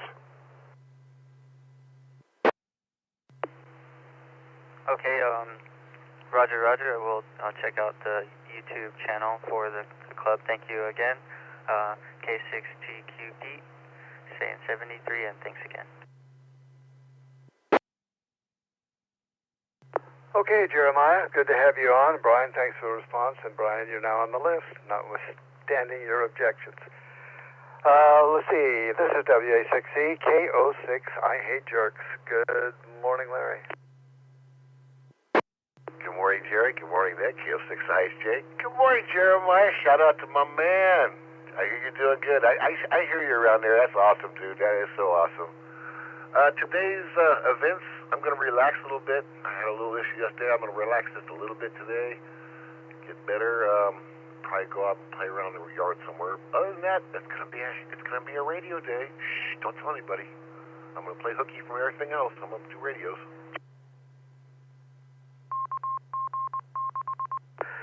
Well, I haven't checked Confederate Sun 1 lately. What's the latest video you put up?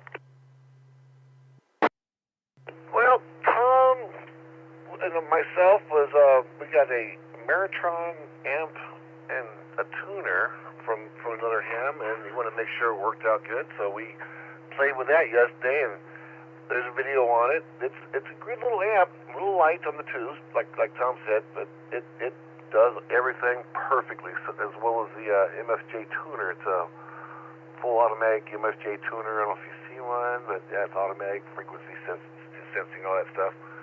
That was the big hoop. And I got told by Tom that I got to take my finger off the mic when I'm videotaping. Huh. Go figure. Yeah, otherwise it makes that scratching sound. So what are you doing with all these things that you're repairing? Are you just piling them up in a room somewhere, or are you selling them? Now, Gerry, we're piling up in my bedroom here, and it's about, let's see, about 5 feet tall by 4 feet wide, about 10 feet long so far. Eventually, all this stuff is going to go into Tom's house when we find him one, because I need to find him one quick here. I'm going to be sleeping on boxes pretty soon. Oh, that's true. And be sure when he finds a house that it has a real strong foundation, because it's going to have a lot of weight to support.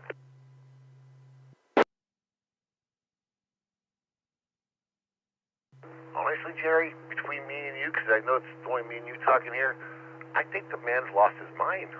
I mean, really. I mean, he needs... No, I'm joking. He's just having fun. Anyway, let y'all get back to what you're doing. Thanks for running the net. I'm going to listen in and relax. Drink some coffee. Everybody have a blessed day. It's getting hot out there. Little heads up. If you don't sweat, you're too hot. If the sweat starts stopping, you get kind of cold now. You got to get inside, get some cold water in you. So be careful out there. We're not used to this heat yet. K06 ISJ 73. Back to you. Well, Larry, I do have a question for you before you go, but one comment, and that is, since there's just you and me here, he's former Navy. That kind of explains a lot. So once upon a time, you were redoing your 1969, I believe, AMC Javelin. What's the status of that? It's in the shop right now. I just went up last what was it, Monday? Checked it out. It's in there. It's slow going. It's not like a you can go down to the auto parts store and find everything, and what the stuff they need, they got to search and destroy to try to find it. But yeah, if it takes a little bit of time, that's fine, as long as it's done well and like it should. I don't mind. I don't mind a bit. Yeah, but on the other hand, you don't want to be the sole support for this shop there in Auburn, and they working on nothing else. How long has it been in the shop, and what is the status? Is it painted? Is it running? What? Right now, it's tore apart. It doesn't even look like in a car, except for the back end of it. And it's been in about a year. And there was 3 or 4 before me, but it's in there now. And I'm hoping by this next coming up what's it called? Hot ham nights for the cars. I hope it's done by then.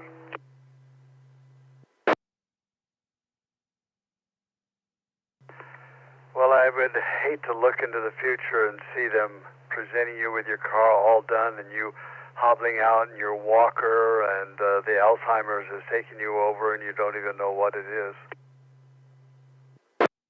Well, my walker, I do use a walker. And wait, hold on. Who we talking? What are we talking about here? The all such kicked in, sorry. Okay, well, I'm just curious, following along, so I'm looking forward to seeing it when it's done. I hope I'm still able to see it. Oh, yes, sir. I'm going to wear the wheels off that thing. Yep. I'm looking forward to it, but you know how it goes. Good things come to those who wait. Yeah, I restored a car once, and unfortunately it was a Chevy, so parts were relatively easy to get. AMC 69 Javelin, I'm not so certain. Well, we all know what AMC stands for. It's all motors copied, so for the most part, the internal workings of it, engine-wise and everything like that, you can get some other stuff, Ford Works, Motorcraft. But when it gets down to the details of the body and the doodads and whatnot, the emblems and the special stuff, yeah, that's what you have to go searching for. Well, that's where this printing process is, where they make things with plastic, can come in handy. You can just have it made for you if it's just a badge or something. All the badges are there. There's just molding and stuff like that. And there's a couple things in the back that, yeah, it's weird. That whole car is metal on the outside, except for two little plastic rear light bumper things. It's weird. Anyway, I gotta get going. I'm out of coffee, and I gotta see Mrs. Johnson. What an interesting comment. The car is weird. It's all metal and only two little plastic things. To me, the new cars are all plastic and very little metal, so it's exactly backwards. Have a good one, and enjoy the day. Roger that, I will. 73LKO6 IHJ monitoring. 7-3, this is W6EK. And speaking of long-term projects, good morning, Greg. Good morning, Gerry. Good morning, everyone. Greg, KO68. Yes, I guess I am a long-term project. I hope I'm a long-term project. I'm 71, so hopefully it's not done yet. Anyway, just wanted to check in, say hi. Wonderful day today so far. Going to be heading down to Lincoln this afternoon to get with the family, have a get-together, and so looking forward to that. Success, I now have the electric car working properly, so I can actually drive it and not worry about it freaking out on me. So, yay, good timing. The price of gas forced me to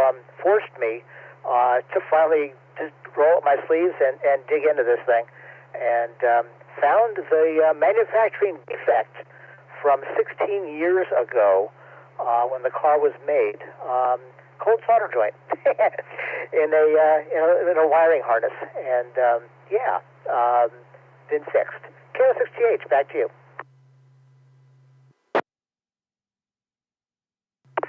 Of course, the long-term project to which I had reference was the boat, not you. And that's amazing that you would have that defect and a car that long before it raised its ugly little head.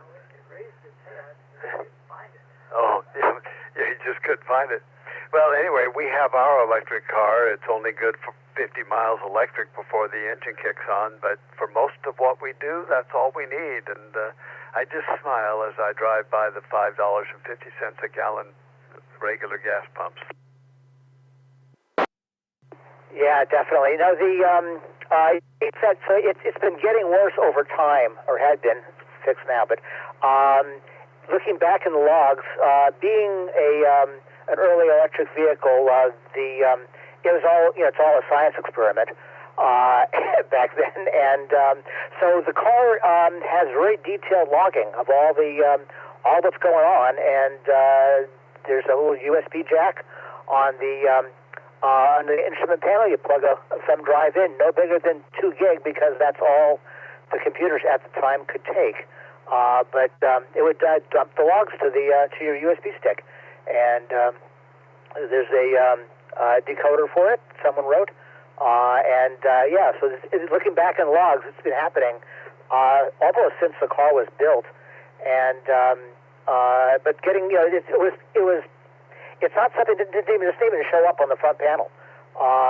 The display. By the way, kind of a log entry. Say your temperature sensors in the motor are reading something different, you ought to check it out, kind of a deal. So I asked the service center. This is what, some 10 years ago now, when I got the car and noticed it in logs, and said, I said, you ought to get that fixed. We'll order you a new motor because the wiring harness is attached to the motor. $10,000 for.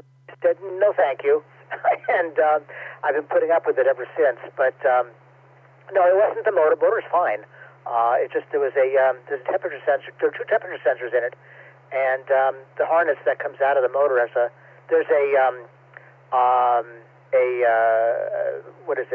splice in that part of the harness.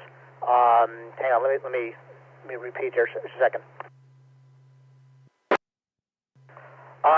So this is the second version of the car. The first version of the car, between the first and second, they changed the connectors underneath the electronics. They went to some cheaper stuff. The first one was all basically aircraft, military grade kind of stuff, which they really couldn't afford, and it was not necessary to go quite that far.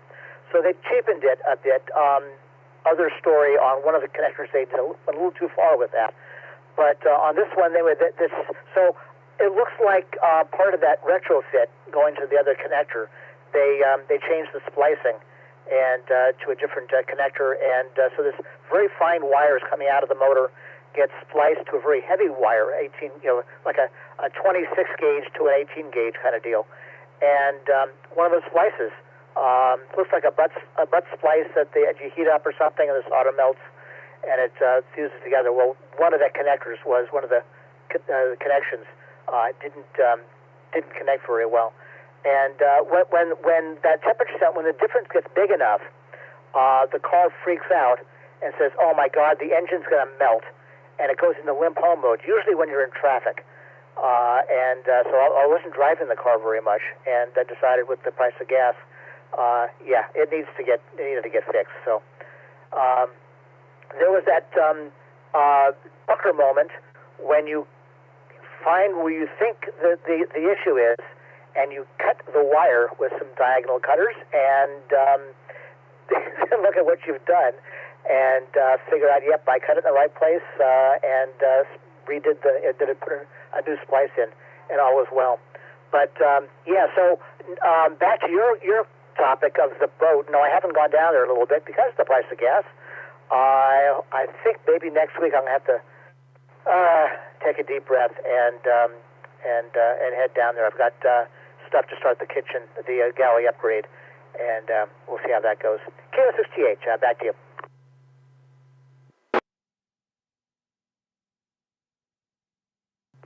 This is W6EK. Listening to your story, I'm thinking, oh my God, trying to work on a splice of 26 gauge wire up to 18. It's so small. Did you actually cut that little wire, and were you able to see it without the use of a magnifying glass? Yeah, maybe 24 gauge. I don't know, something very, very thin. The wiring harness that comes out of the motor, the temperature sensors are in a separate cable, separately jacketed. So there's I think 4 wires because there are two sensors. So there's 4 thin wires that come out. That thicker, that 4 lead cable is zip tied to the rest of the wires, so it's mechanically constrained there or supported. And then the thin wires go to these splices to the 18 gauge, and all that stuff was wrapped with. Basically, it's kind of like it's electrical tape, but it's cloth based. I don't know if you know what I'm talking about. Sort of a narrow duct tape kind of a deal, black, and it kind of holds that all together. And then the rest of it goes off to the connector about 2 inches away. So basically what I did was wiggling things.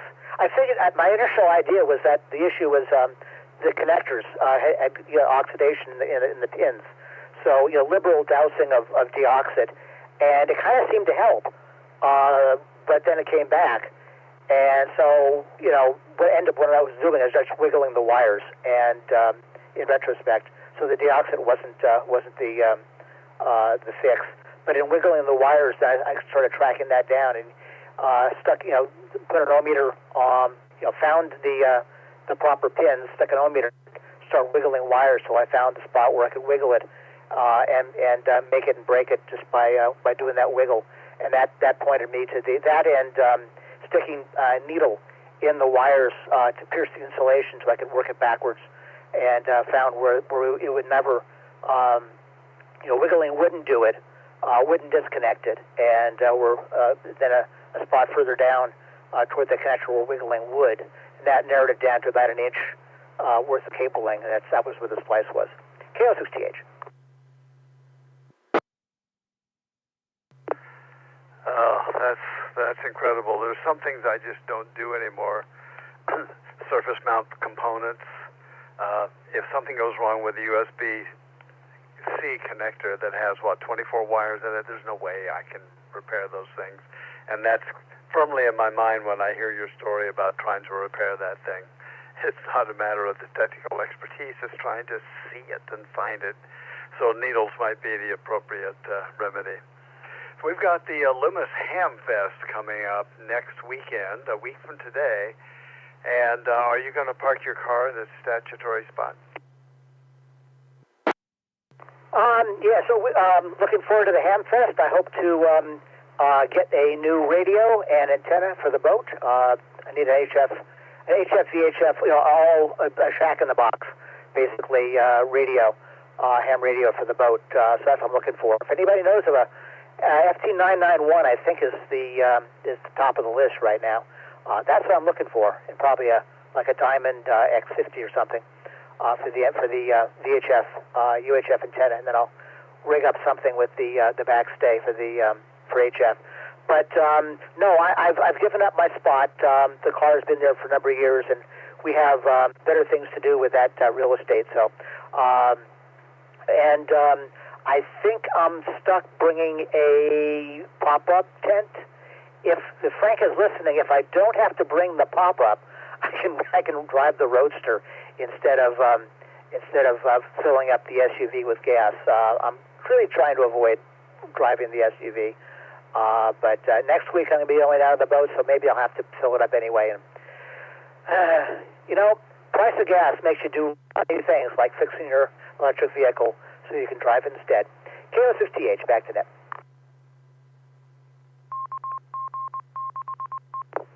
Well, I'm looking forward to seeing you and whatever vehicle you have at the Hamfest a week from today in Loomis. And listening to you lament the price of gasoline, I go back to, I've got you by a couple of years. I go back to 1973. I think that's when we had the first gas crisis. I'm sure you remember it. And hearing people complain about the price of gasoline, it went from 22 cents a gallon up to 45, and oh my God, 50 cents a gallon. We'll never be able to survive on this. And, other than the price of the gasoline, the complaints were the same. So somehow we'll get through this. Have a good one, and thanks for checking in for the net this morning. Yep, I remember that. Also remember the one back in the later in the 70s. I was bicycling around the Bay Area, reading, getting a little list of gas prices posted at work, and had some evil-looking eyes looking at me for when I was going through the gas stations, writing things down by the operators. And remember when it went past 99 cents a gallon, and they had to go to liter-based pricing because the machines couldn't take it. Y2K coming in advance there. So anyway, everybody have a good one. Stay cool, and we'll talk to you later. KO6TH. Yeah, I do remember that. The machines, the mechanical machines couldn't handle another digit. Of course, this has been going on as long as I can remember. 1972, screams about inflation. We can't afford it. We're going to bankrupt us. Somehow we survive. Have a good one. This is W6E. John, KN6, SLN. Good morning. Are you still with us? Yeah, good morning. This is John up here on Mount Lassen. You're talking about gas prices. I remember back when I was in high school, I come out to San Francisco to, pump gas or work at my brother's gas station. And like you said, it was about 40 cents a gallon, 50 cents a gallon. And the gas station across the street, he had to shut down, went bankrupt. So he was kind of upset, so he put $1 a gallon. People were saying, are they kidding me? And he was just doing it as a joke there. Oh, now that's funny. I guess it had the intended result. It certainly took the traffic down. I remember going with my dad. I grew up in Portola Valley right behind Stanford. And we would drive all the way down to Sunnyvale to fill up with gas because it was 22 cents per gallon. And up where we lived, it was 24. And it was worth it to go grab those 2 cents per gallon on a, 20, 25-gallon tank. Yeah, that was back in the day. If people would see people like me, I guess we are seeing gas. Like I put a half a tank in this diesel pickup that we got, and it was pushing $100 at $6.29, $6.30 a gallon.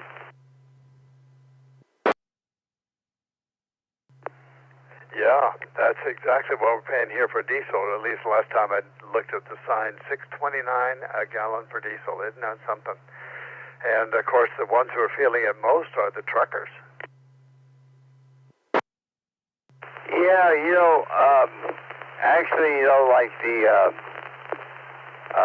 I feel sorry for the owner operators. I was a truck driver for 43 years or so, and now retired. The independent truck drivers, the owner operators, obviously they go to the broker and get the fuel surcharges and stuff like that, but the big companies, they put their own fuel surcharges on there. And obviously all the truck drivers and all these companies are not recouping what they're going through. But I can't imagine fuel 200 gallons of fuel at one stop and what they have to pay,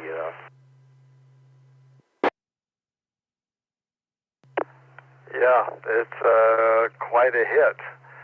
But the railroads are paying it, everybody's paying it, and hopefully if this Iran thing gets over, the prices will come back down. But, somehow they go up real quick and they come down very slow. That's right. But anyway, on a happier note, I've been down in the desert all for about 3 months. We live up here on the mountain here, and it's supposed to snow, but right now it's like a summer day. But we've been on down there in the desert, like I said, for about 3 months, Arizona. And we got back up here, and I'm real happy to hear this net. I think I know what happened here is how it revolved, that I can hit is the one through Corning, and the repeater through Corning. And I'm really excited about this, the net coming on every morning and whatnot like that. It gets a lot of traffic this way with, on the radio. And the other side of that equation is we're delighted that we're able to hear you and have you check in to hear a little more diverse opinions from a different area. Yeah, you are coming in through the W6GRC repeater, which is apparently in Orland or Corning. A little bit of noise on you, but not too bad, and they are connected through the internet to our repeaters, so all is well. So you spent 3 months down in the desert in Arizona. Where were you? Yeah, we were down in Quartzsite, Arizona. They have that RV big tent, and we have our RV all decked out as far as solar panels and whatnot stuff. And we actually boondocked on the BML land down there in the desert. And we used to go down there and stay in an RV park. And then we messed up and went and stayed a week in the desert, and now we're hooked. We've been doing it for the last 5 years, 5 or 6 years. Yeah, until this year, we would go down there every single year, and we would camp a couple of places. The last few years been up on Plamosa Road, which is north of town on 95, and we had such a good time down there, dry camping. Where in the Quartzsite area were you?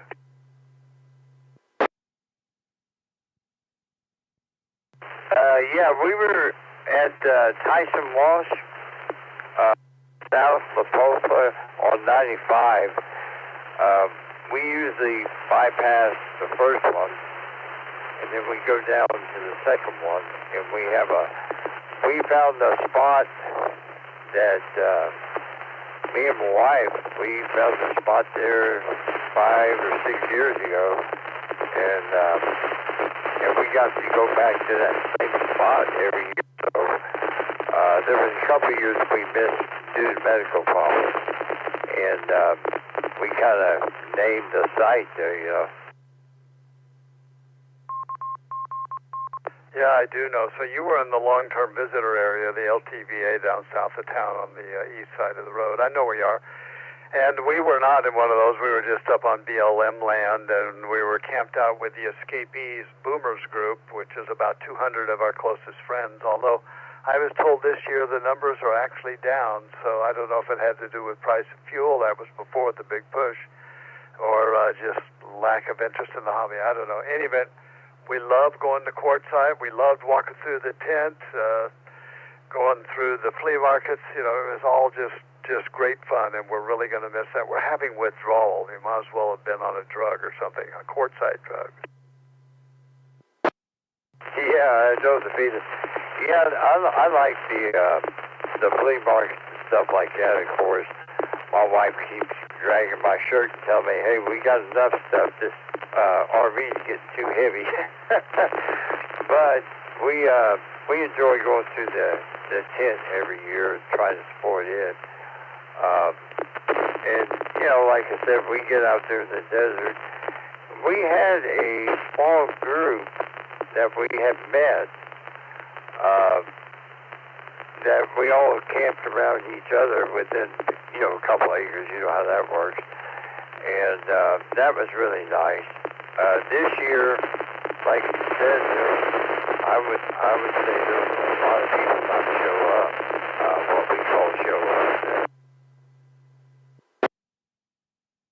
People didn't show up, or I would say there was still quite a few.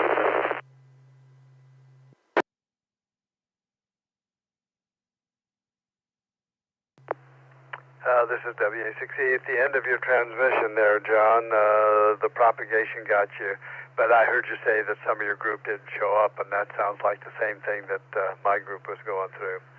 Nevertheless, we would go through the tent, and they seemed to cater to not only RVers, but old people, and they would have these things you could stand on that would vibrate your feet and make you lose weight, or the magnetic bracelets that you could put on that would cure all ills. My goodness, if you bought all the stuff they sold in there, some of it was RV related, you could live forever.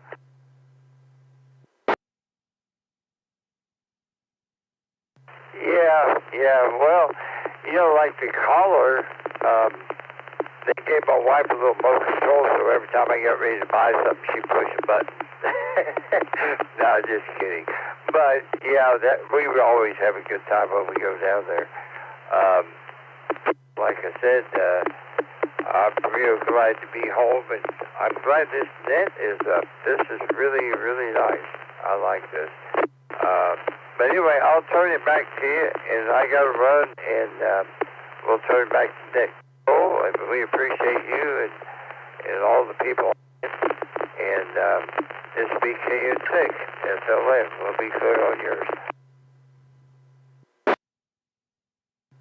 Okay, John, well, it was a pleasure meeting you and chatting with you, a fellow RPer. Thanks for checking in with us. And, yeah, the net isn't the only activity we have on here. There are guys on chatting about various subjects all day long. So keep listening and chiming in.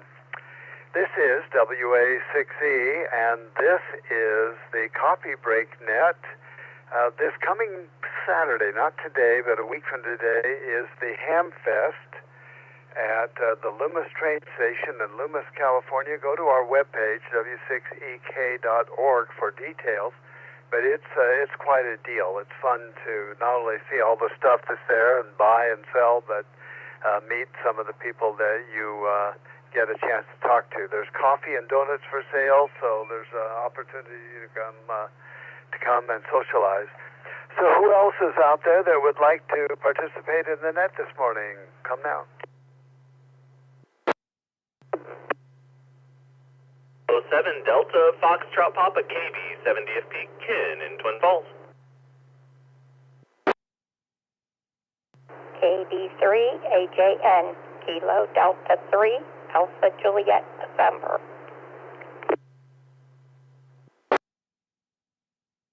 KO6 IMP Matt Opal from Sheridan.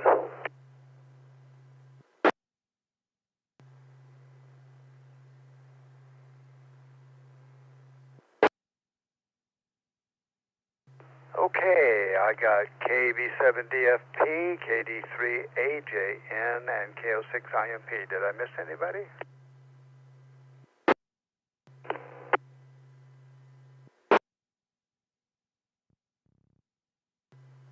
KI6LOP, are you trying to check in? Yeah.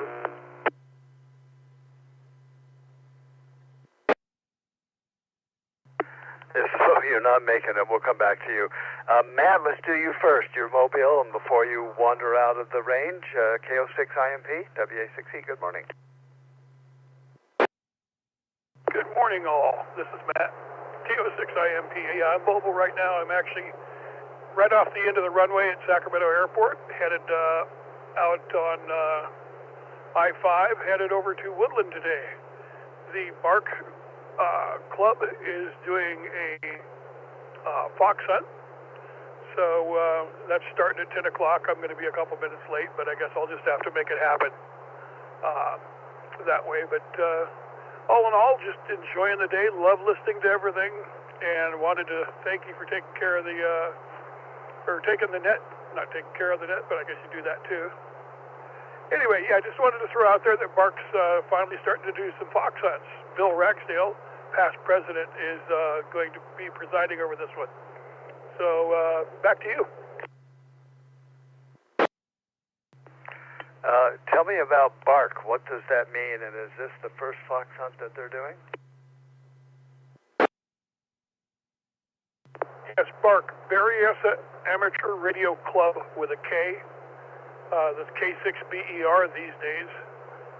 Yeah, this is over in the Woodland area, and this is their first, I think, official fox hunt in quite a long time. If, you know, I don't know if this has been a decade, but we've done a couple of small ones with just the small group. There's the early morning round table at 7 a.m. Monday through Friday on their repeater, and so some of the folks from that group have done antenna builds and now started doing some fox hunting.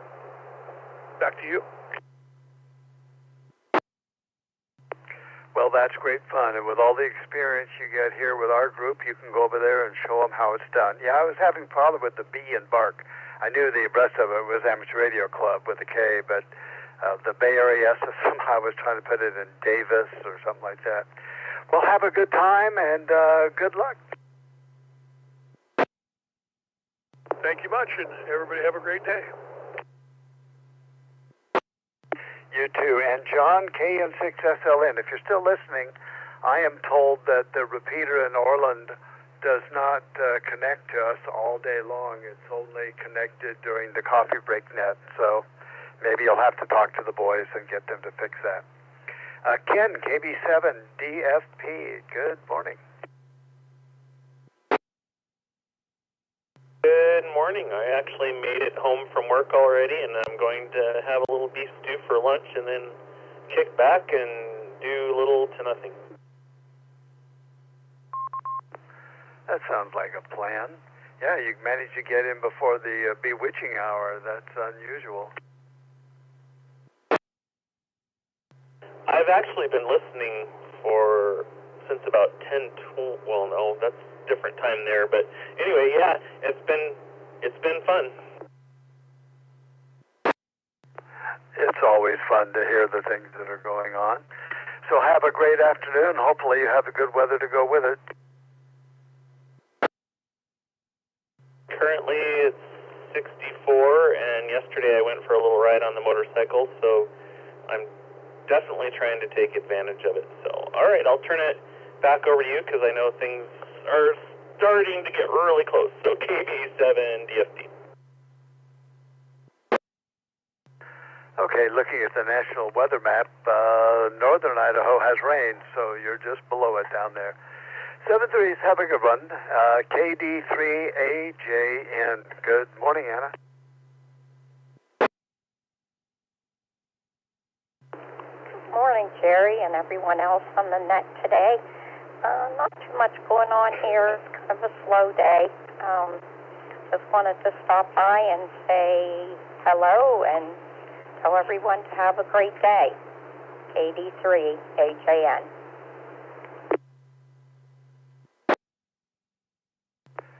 Well, I'm glad you did. Roy and Mickey checked in earlier today and reported that the temperature was nice and no snow, so life is good in Pennsylvania. You got big plans for the day?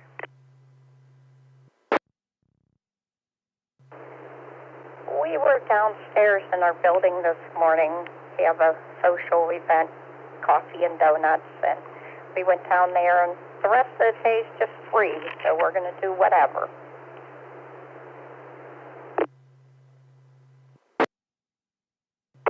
Yeah, there's a lot of people listening right now who are going to do exactly the same thing, wherever the winds blow them. Well, have a good day and enjoy the donuts. So I guess that's in the past already, isn't it? Yes, the donut is gone. It didn't last very long, but it was good, and so I just ate some lunch and going to just see what happens the rest of the day. Have a good one. KD3AJN.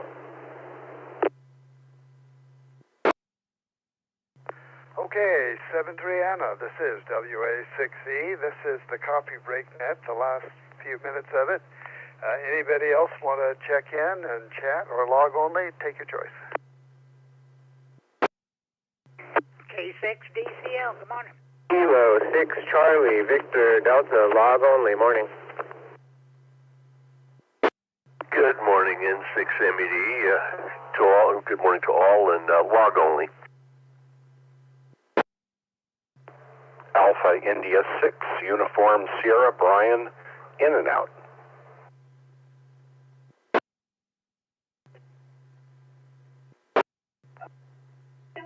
WB7 UKX, log only.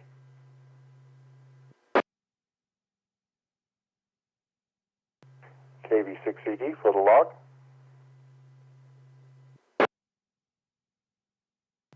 K4LGI log.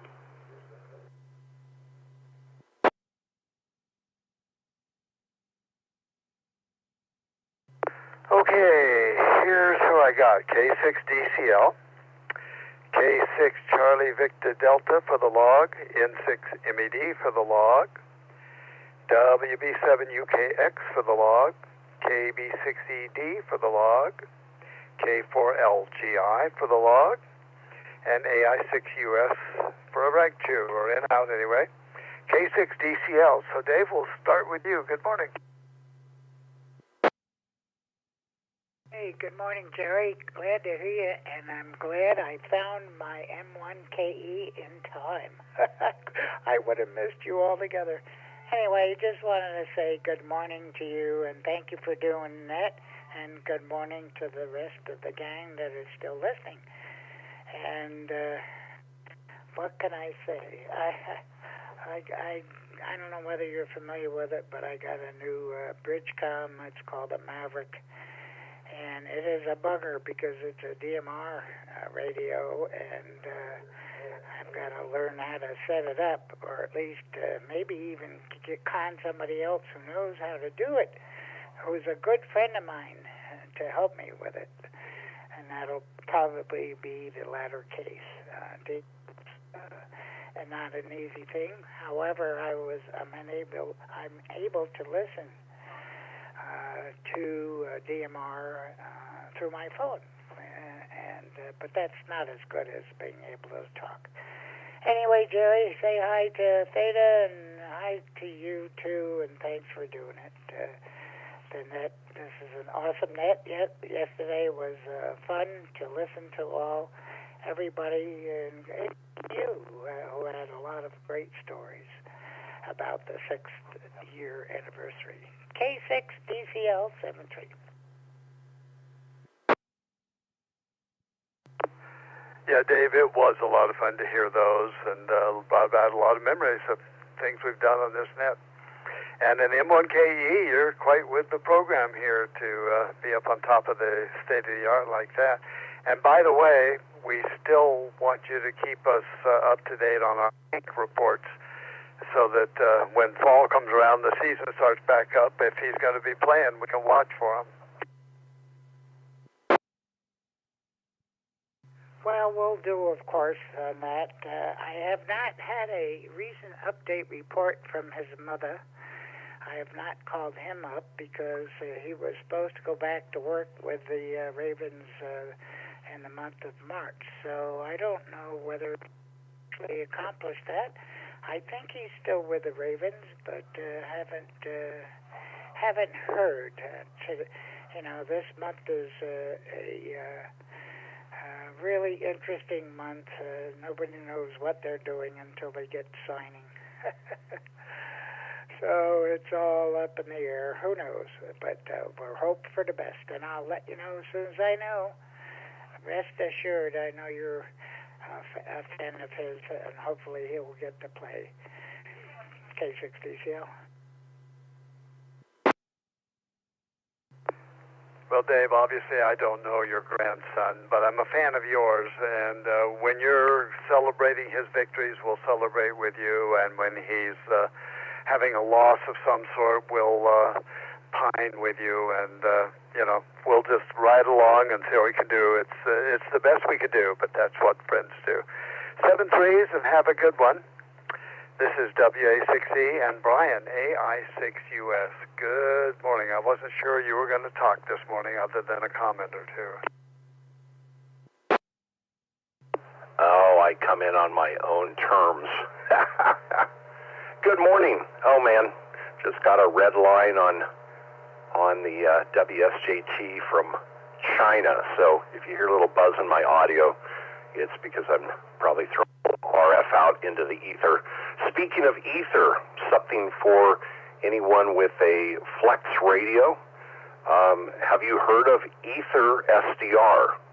Ether SDR, that's spelled AETHER SDR.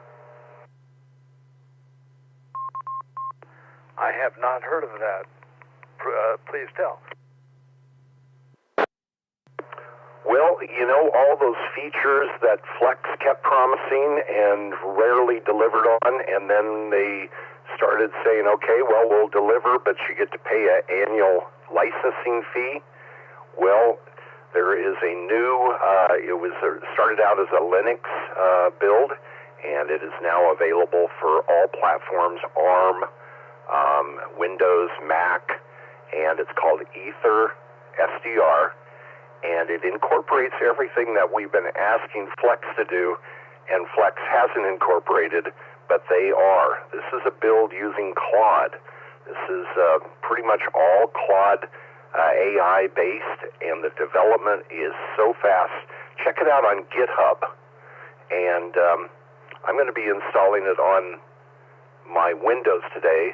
Yesterday I downloaded and put it on a Linux laptop, and my gosh, it has neural learning for the noise mitigation. It has internal noise mitigation. It integrates FreeDV. It is integrating. It's going to be integrating digital modes, other digital modes as well, including has a CW decoder. It is this development has happened over the past 30 days. That's incredible. Does it have a CW encoder? Yeah, that's called a keyer, or maybe use your computer. Yeah, it would completely interface, and we had a comment.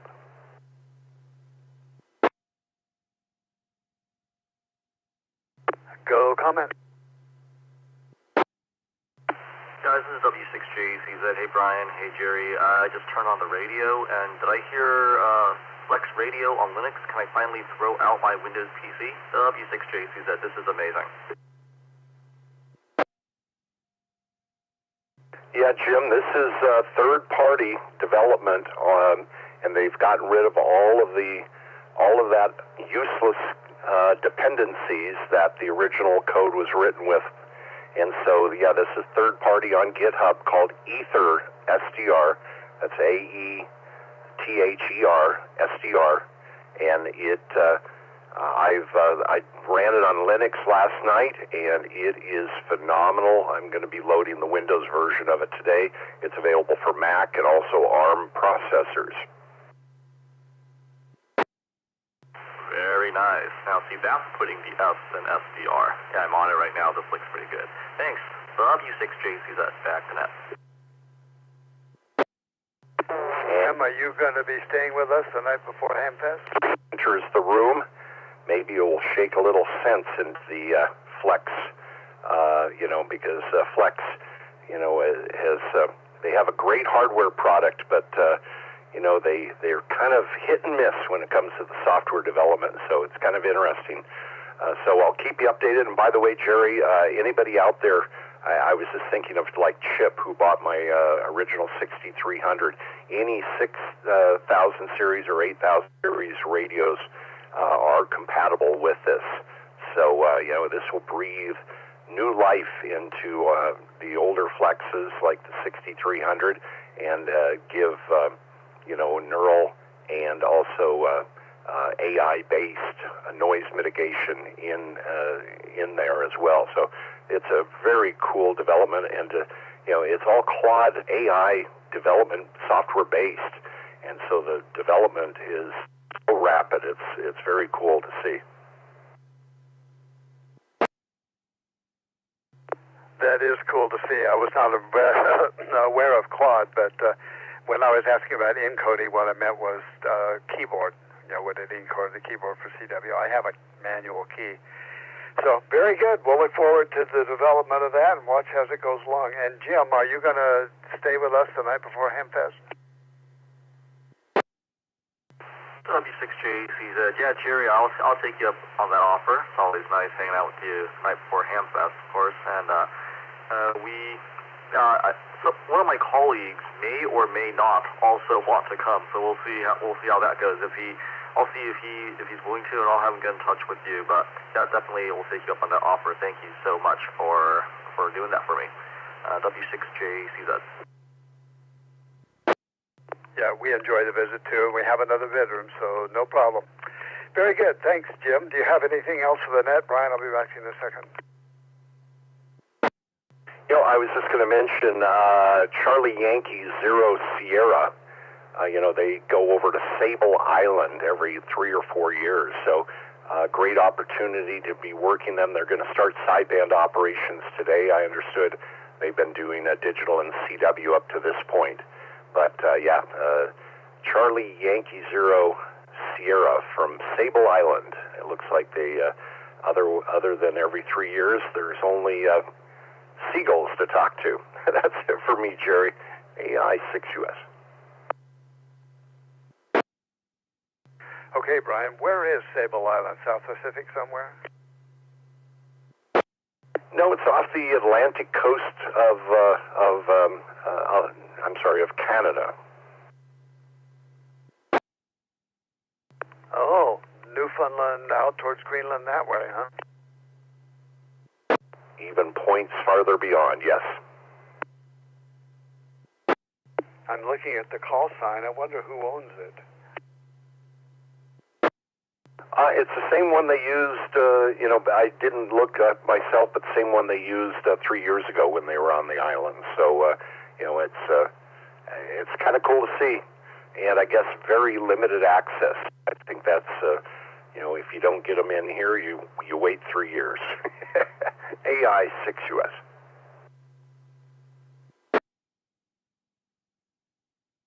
Oh, it says it's Nova Scotia, part of Nova. So that's a Canadian call. Who'd have guessed? Very good. Thanks for letting us know so that we can pick that up.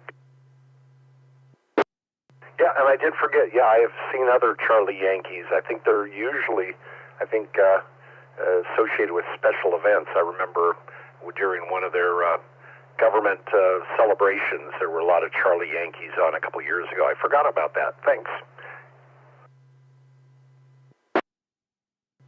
Yeah, they reported December 12th, 2026. I think they mean 2025. The wind at 10 at night is sustained at 35 knots with gusting 44. Sounds like pretty normal for them. Very good. Thanks for checking in and having a good day. This is W6EK. See you later, Brian. 7-3. Oh, and apparently it's staffed year-round by the Canadian National Park Agency. And Jim, W6JCZ, you have anything else for the net? That's all I got, Gerry. Just wanted to check in after hearing Brian talk about the actual native Linux client for the Flex radio. You hear all these Theta guys talking about how good their software is for the Apache Anon radios. Maybe this will finally give Flex users a chance to talk about how good their software is. W6JCZ. That would be fun, wouldn't it? And what's the latest on you versus the Department of State and green cards and all that stuff? Well, based on some internal messages, it seems like basically all those I-129F visas were processed at the California Center, but there have been confirmed instances of people getting notices from the Texas Processing Center. So there's a chance that there may be some internal reorganization among U.S. Customs and Immigration Services, and it might cause a slight delay in how it's processed. A lot of people noticed that processing had stopped, and then when it resumed, they were getting letters out of the Texas Processing Center, which traditionally has never done I-129F. So chances are maybe it might take a little bit longer, but we're hoping for sometime by third or fourth quarter this year when the YL will be able to come over. W6JCZ.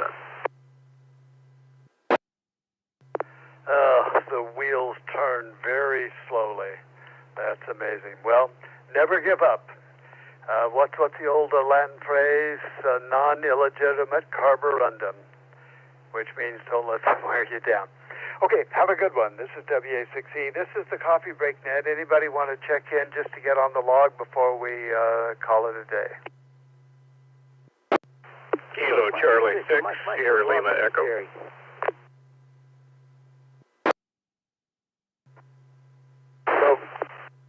Number 6, Foxtrot Mike Delta in 6FMD, Jimmy. Kilo 6, Kilo 6, Mike Uniform, Michael.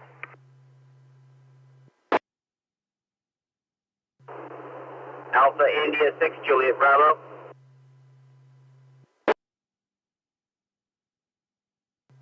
There he is, AI6JB. I know you're on your phone down there, so how's Disneyland? We don't know yet, because we just left Lathrop and heading south on I-5. Oh my, you got a ways to go then, so I assume you're going to plan to go tomorrow? Yeah, that's correct. Oh, the kids are already wondering how long it's going to be before we get there. Yeah, well, in kid time, it's forever. Yeah, you know that. You know that for sure. Anyway, I thought I'd just drop in and say hi. You guys have a wonderful day. AI6JB73. Okay, very good. And this is for log only. I got KC6SLE, KM6MM, N6FMD Jimmy, K6 Gulf Bravo Zulu. And Michael, I got your last letter uniform, but you doubled. I didn't get the rest of your call. Can you help me out?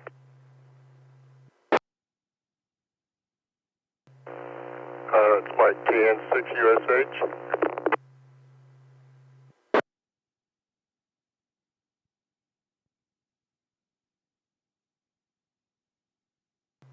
Yeah, I know you, Mike. I thought it was somebody ended in uniform. Did I mess that up? Hang on, Mike. Okay, so I got KN6USH. Who else am I missing?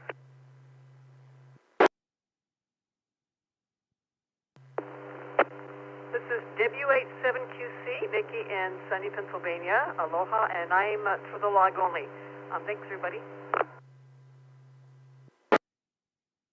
Okay, Becky, I don't hear you very often. We had Roy check in quite a while ago, and we were talking about all the floods in Hawaii. It's kind of sad. And since then, Theta's been over here looking at the news. It seems to be getting worse there.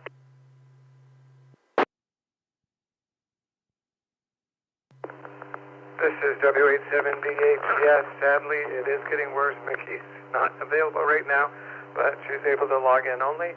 But Gerry and Theta, 73s, and thank you for everything and handling the net today.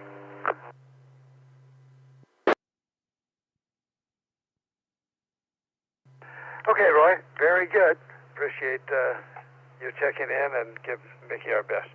This is WA6E. Who am I missing, or who wants to check in that I haven't got yet? KI6LOP.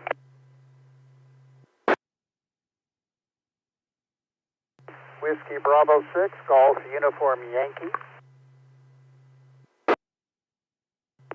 Kilo Delta 6, Hotel Oscar November.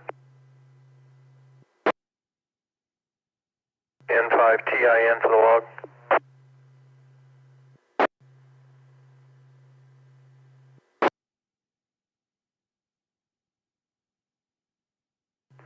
Okay, I got KI6LOP. There you are. I see your call come up on the Superbomb from time to time. WB6GUY, KD6HON, and N5TIN. Anybody else for the log?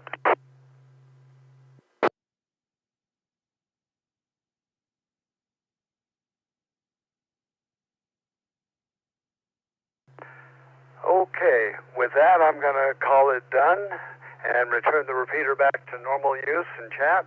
Everybody, thanks for checking in, and have a good one. The coffee break will continue tomorrow when Jeff, W6, I don't remember Jeff's call now. He's got a new one. I almost said W6 X-ray. That's not him. Oh, well, anyway, whatever it is, Jeff will be the net control, and we'll continue. Thanks, everybody, for checking in. Have a great day. This is W6E. Adios.